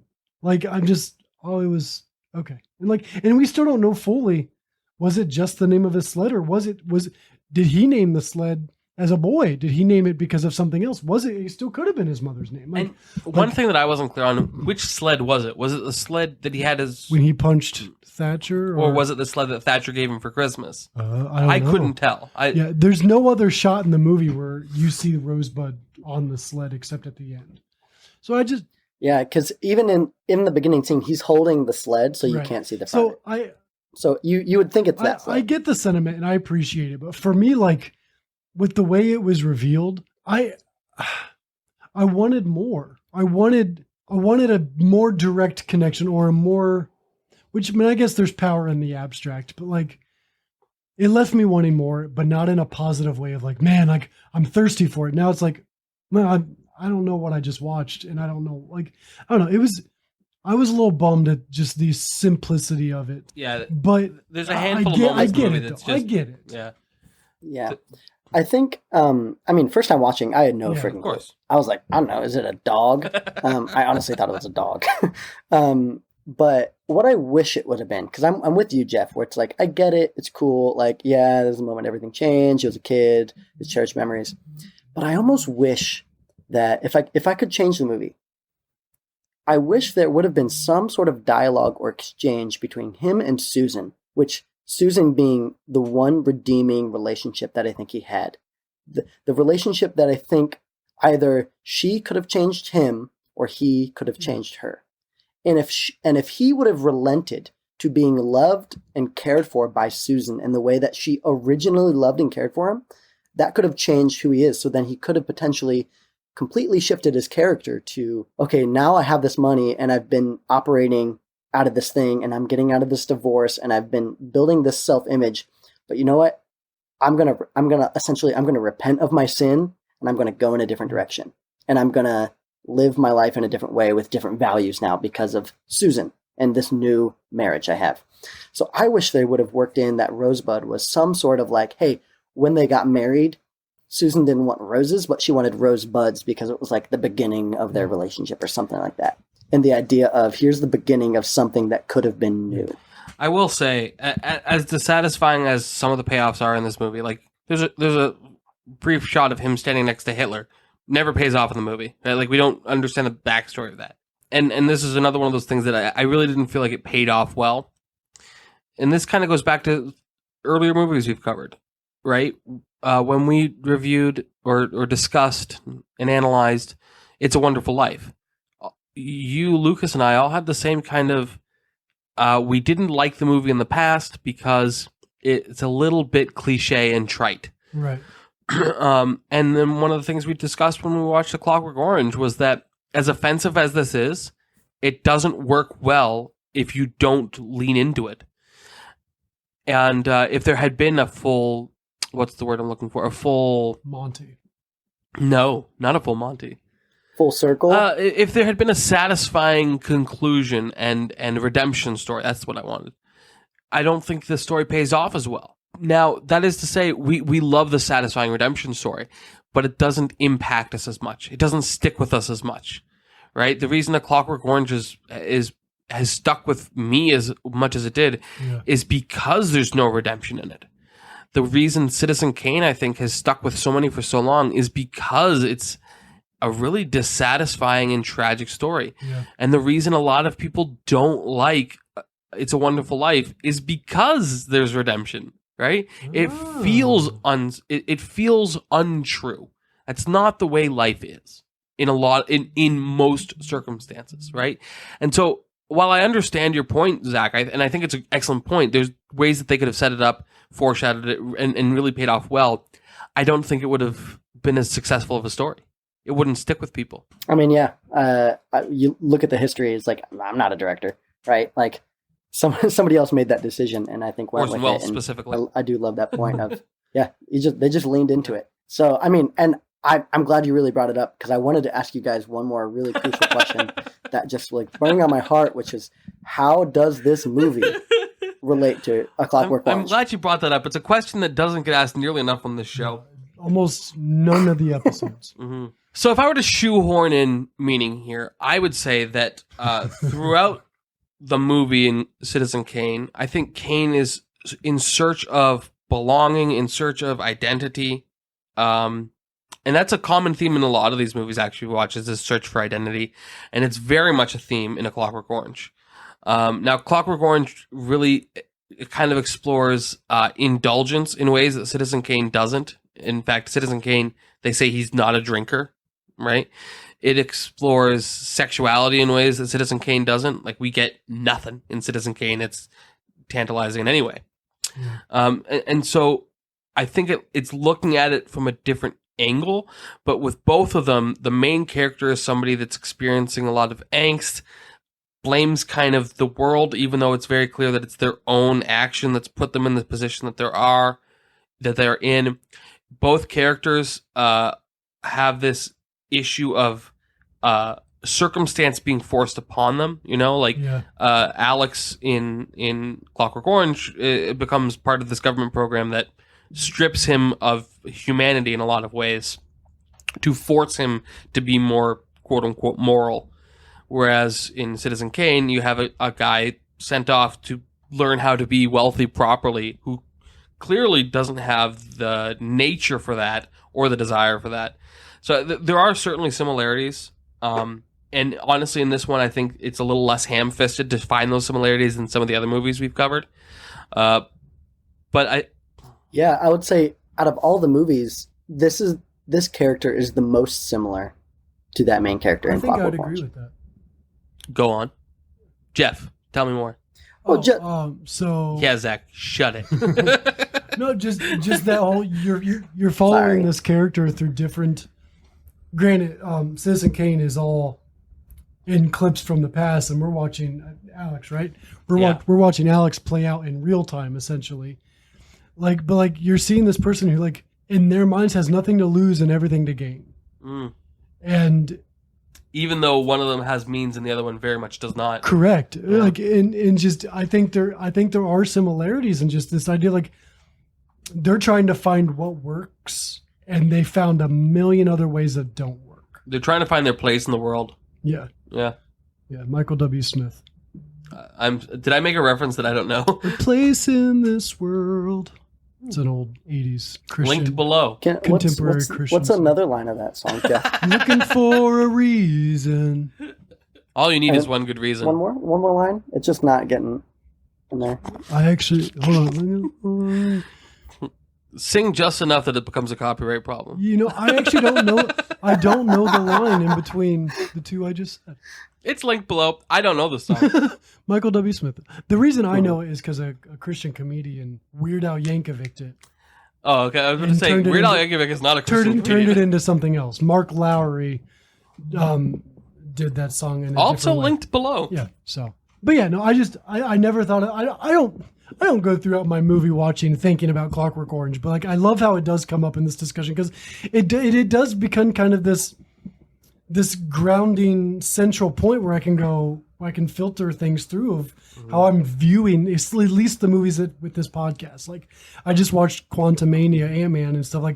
I did not watch it through the filter of this podcast. Of course. It's I wasn't analyzing it like I was Citizen Kane and stuff but yeah, it's just, I do appreciate the conversations that have come out of Clockwork Orange. Yeah, it's one of those profound movies that sticks with you. Yeah. Even though it is horrific in a lot of ways. Yeah. Yeah. Yeah. Can I bring up one more thing visually that happens in the movie that you can take or leave, whether or not you put it in the 100%. actual episode? At the very end of the movie, they're burning all this stuff, and they show black smoke coming out. Well, of is the that building. or white smoke? It's because they just appointed a new pope, I believe. No. And that's the clear connection is the idea that black smoke means that there's no decision on who's going to be the next person to inherit this authority. Oh, interesting. So you do think it was an intentional papal reference? I think it was incredibly intentional. The idea that it illustrates even furthermore the point that Cain is now dead and there's no inheritance. It goes to no one because of the life that he lived. The last thing of his identity that they were chasing after, is now up in smoke. You know, that last thing that had the answer of what they were chasing, that rosebud answer is now up in smoke. Yeah. It's gone. No, that's powerful. And before you see that scene, you see this Indiana Jones warehouse. Yeah, the Warehouse 13. I got the exact of same impression. relics, and you're like, Yeah. and for me, that went back to that lonely line of like, it doesn't matter what he spent his money on. Yeah. It's all just stuff at the end of the day. It's all stuff that may Can't take or it may with you. not turn into smoke. Yeah. And one last thing on the visuals of this movie. The makeup department for this movie, incredible. The way that these men appear to age, absolutely phenomenal. They nailed it. Yeah. Except for one scene where you literally see the tape on the back of Orson Welles' face. I will say, where he's wearing a Tape bald game. cap. Jed Leland in the Senior Citizens Complex looked much more like somebody in Florida, like now, for some reason. I don't know. Like for whatever reason, him just it didn't fit quite right. But you know, I thought the makeup for this movie was just remarkable. I just liked his glasses. I just really liked Jed's glasses. They're like little hipster, cylindrical glasses. You can't. You guys, the podcasters, can't see this. We but also I'm holding can't up hear the way your hands my are. fingers. Shall we wrap up? I believe you have some closing questions for us, Jeff. Yes. Zach, as a listener, you know these questions that are about to Let's be. see if Zach can do them from memory. All right. What is the first question I always ask at the end of an episode? Is it the rating? This is rated PG. Would you keep the rating? Let's start there. We'll Go go ahead. there, though. Yeah. Would you change the rating of this movie? It's PG.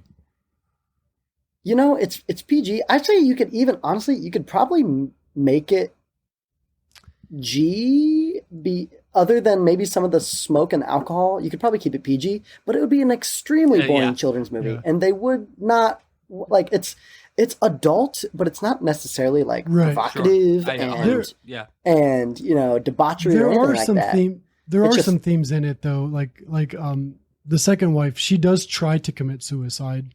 It's like, but that's so like if you don't know that that's what that is, I think you'd miss it. Right, but No idea. like, I would say, I think if Zach kind we're of summarized it well. changing- It's not a kids movie, but it's absolutely PG. right, yeah, no violence, no sex, Yeah. no substance abuse. Actually, there is nipple early in the movie, but given context later, I think it's a fake nipple.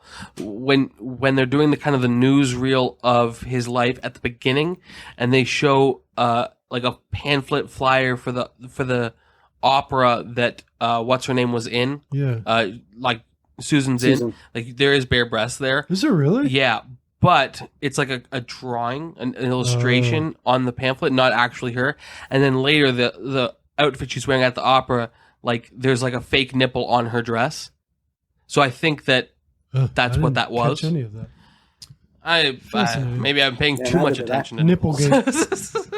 Okay, yeah. So I agree. Like I watched this movie in the morning of this recording, same day. Yeah. And my daughter was up around moving in the same room, and there was nothing that came across the screen that I was like, oh wait, hold on. Like, yeah, there was some yelling and stuff. Like there was some aggressive tones that made my daughter look at the screen. But even in that, there was nothing where I'm like worried about her hearing or seeing. So yeah, I would agree. Like you're not going to come across something that is going to scar you for life as a young buck watching this, or a young 100%. doe. So hunting reference. All right, there's two And questions that then is remain. The next question being, would you watch it again? That's So not one of our questions. that is not one of your questions. Darn it. Would you recommend? And Zach, I think I know this answer, but gotcha. I'll shoot it to you. Would you recommend this film? No, he hates it. No. I really would. I think it's such a telling, especially for anybody who's politically minded or is conscious about the media or is even coming from a difficult family life. I think it's really, really valuable. And if I can even throw in very quickly 3 more recommendations for movies for people who specifically are interested in journalism. You Zach's can, rec. but I'm going to edit this out. Fine. The Post, The Company You Keep, and Spotlight. All right, I'll leave it there. Fantastic Spotlight's movies. 100% in the top 250. I don't know about the other two, but Spotlight's a great movie. All of those linked below on where you can find them to watch them. Yeah. Thank you. I would also recommend it, and I do want to say just within my answer, I will jump to what the third question is. I would recommend it, but this is absolutely not in my top 250. Like, I think it is. There are some elements in it that make it a Shakespearean tragedy. There are some moments in it that were challenging, and I appreciate it. And I think other people can gain things from it. And maybe my opinion would change. Like I did learn with If It's a Wonderful Life, rewatching. Like I am definitely open to watching it again. But as of now, as of this recording, it's not one that I did not enjoy it at this point in my life. A lot of the lessons and themes in it, I think, are much better handled in Into the Wild, for Correct. example. Yeah. So I kind of I piggybacked mine just to say, like, I would recommend it. I think it's worth the watch, but I didn't value it enough to where it would be in my top 250. So that's the second half. So I guess I combined those two questions this episode. But like, would you recommend it, and would this be in your top 250? I would recommend it. I will probably watch it again, but I'll also watch it if I again. never saw it again, I don't think I'd be brokenhearted about it. Yeah. It's not in my top 250. This is the only Orson Welles movie in the top 250 as well. Oh, is it? It is. He has two other films. What a failure. He has two other films that are major motion pictures. One had spent time in the top 250. Oh, okay. In the Which one was it? In the 90s. Oh. Well, while he's pulling that up, Zach, there is one other question that we actually haven't touched yet. Has it aged well? Yes, absolutely. I think so, especially with that little win or fraud, little just throwaway thing. I think, especially if you're politically minded, this movie really rings a light on media, on influence, on power, what is power, and kind of it's a little peek behind the curtain, I think, for some. So I think absolutely it ages well. I'd agree. I like watching black and white films. And so for that, like, I wouldn't mind seeing this movie retold in a different way, maybe modernized, and maybe in some elements it has been.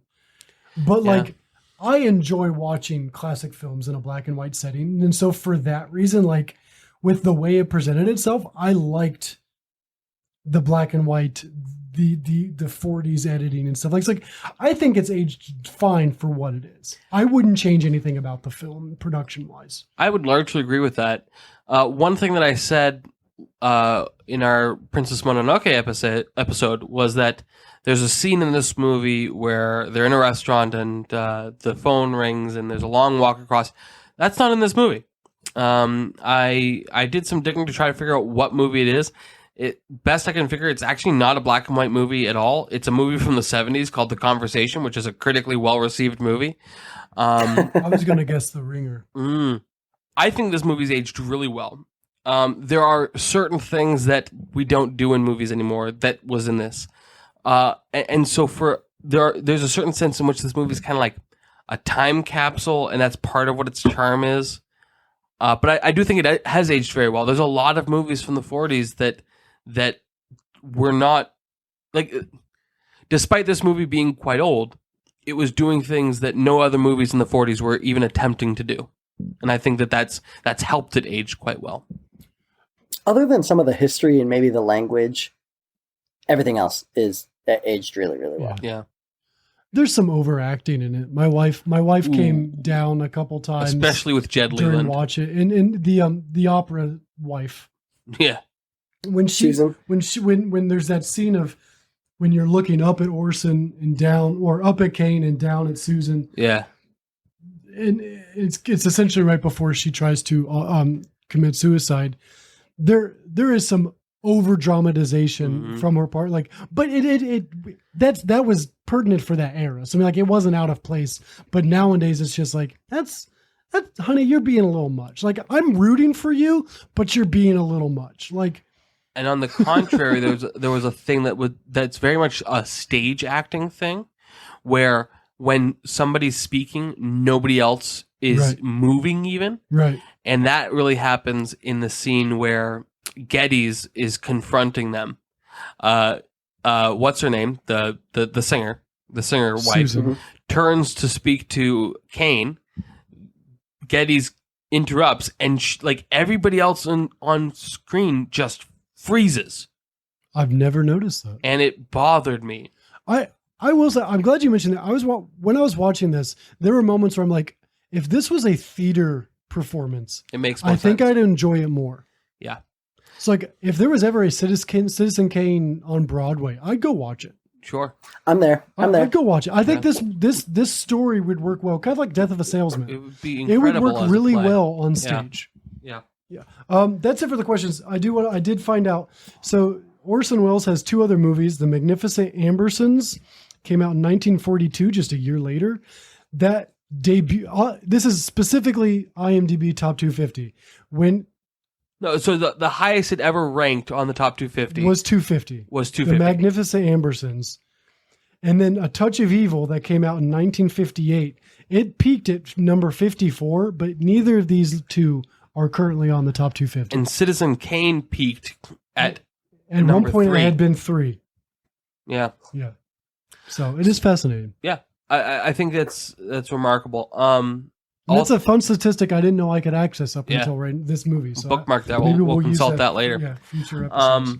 But yeah, I think it's a great movie. I think people should absolutely watch it. I assume anybody that's listened this far has already seen it. Yes. And we'd love to hear We'd what you hope think. so, yeah. We'd love to hear what you think. Find us on social media. Zach, if people want to find you, how And we will find you. and assuming you want to be found, how can they go about finding you, or would you prefer not to be found? They could find me on Instagram, I guess. I'm Instagram at Zak Sommers. And That's S-O. you know, I don't post Links often, below. but when I do, I try to make it personal, I guess. All right. He's not going for the big headlines. Well, Zach, it's been too long since I've seen you. It was so good to see you again. And I hope that we have you on again in a future movie. I know that you sent me a short list of movies that you'd love to cover, and there's still plenty of those to cover. Yeah. I think we'd love to have you on again. Yeah, we've got a couple more movies If- still until we finish the top 250. Yeah, at least 3 more. Yeah. I want to at least, if I can make a pitch, man, I really want to talk about The Truman Show and how Ooh. the Citizen Kane and The Truman Show Have parallels? parallel. Mm. I Oh, love the Truman boy. Show. Mm. Next week? No. Well, okay. Well, audience, our listeners, you get to vote. I'm just kidding. No, you We're don't. leaving it up to you. This is not a democracy. You vote who gets to be on the episode. No, I'm just kidding. No, Zach, it's been really good having you in my ears. It's been a while since you and I've connected and stuff, and it's been really fun and pleasant talking to you again. And this has been fun. Yeah. Well, thanks for having me, guys. I've loved talking about one of my favorite movies. And before we close, Yep. we do want to say and you may have something else you want to pitch, Nelson, but for me, like for you as the listeners, if you're enjoying this podcast, if you like what you hear, or if you have opinions about what you hear, we'd love to hear it. But more importantly, if you are enjoying this, please share it. We would like to reach a bigger audience. I mean, just being super vulnerable here and just honest, we'd like to reach a bigger audience. These past 13/14 conversations we've had to date, like, I feel like I've gained a better perspective as a human because of these conversations we have. Like, I feel like, just personally, and I am biased, silver screen biased specifically, like Hashtag silver screen biased. I feel like these conversations are important and powerful. It's like, if you've enjoyed this, please give us a share. If everybody listening to this podcast shares it with one other person, our audience will double in size, because that's how that works. Is that math? That's basic math, I'm told. I'll check that out. After There is one And more. then if you get 3 friends, Yeah. This has now become You'll a make multi-level marketing scheme. There is, of course, one last bit of business that we must resolve before we wrap up. Join us in 2 weeks. We'll be joined by my very long-time close friend Connor to discuss Full Metal Jacket.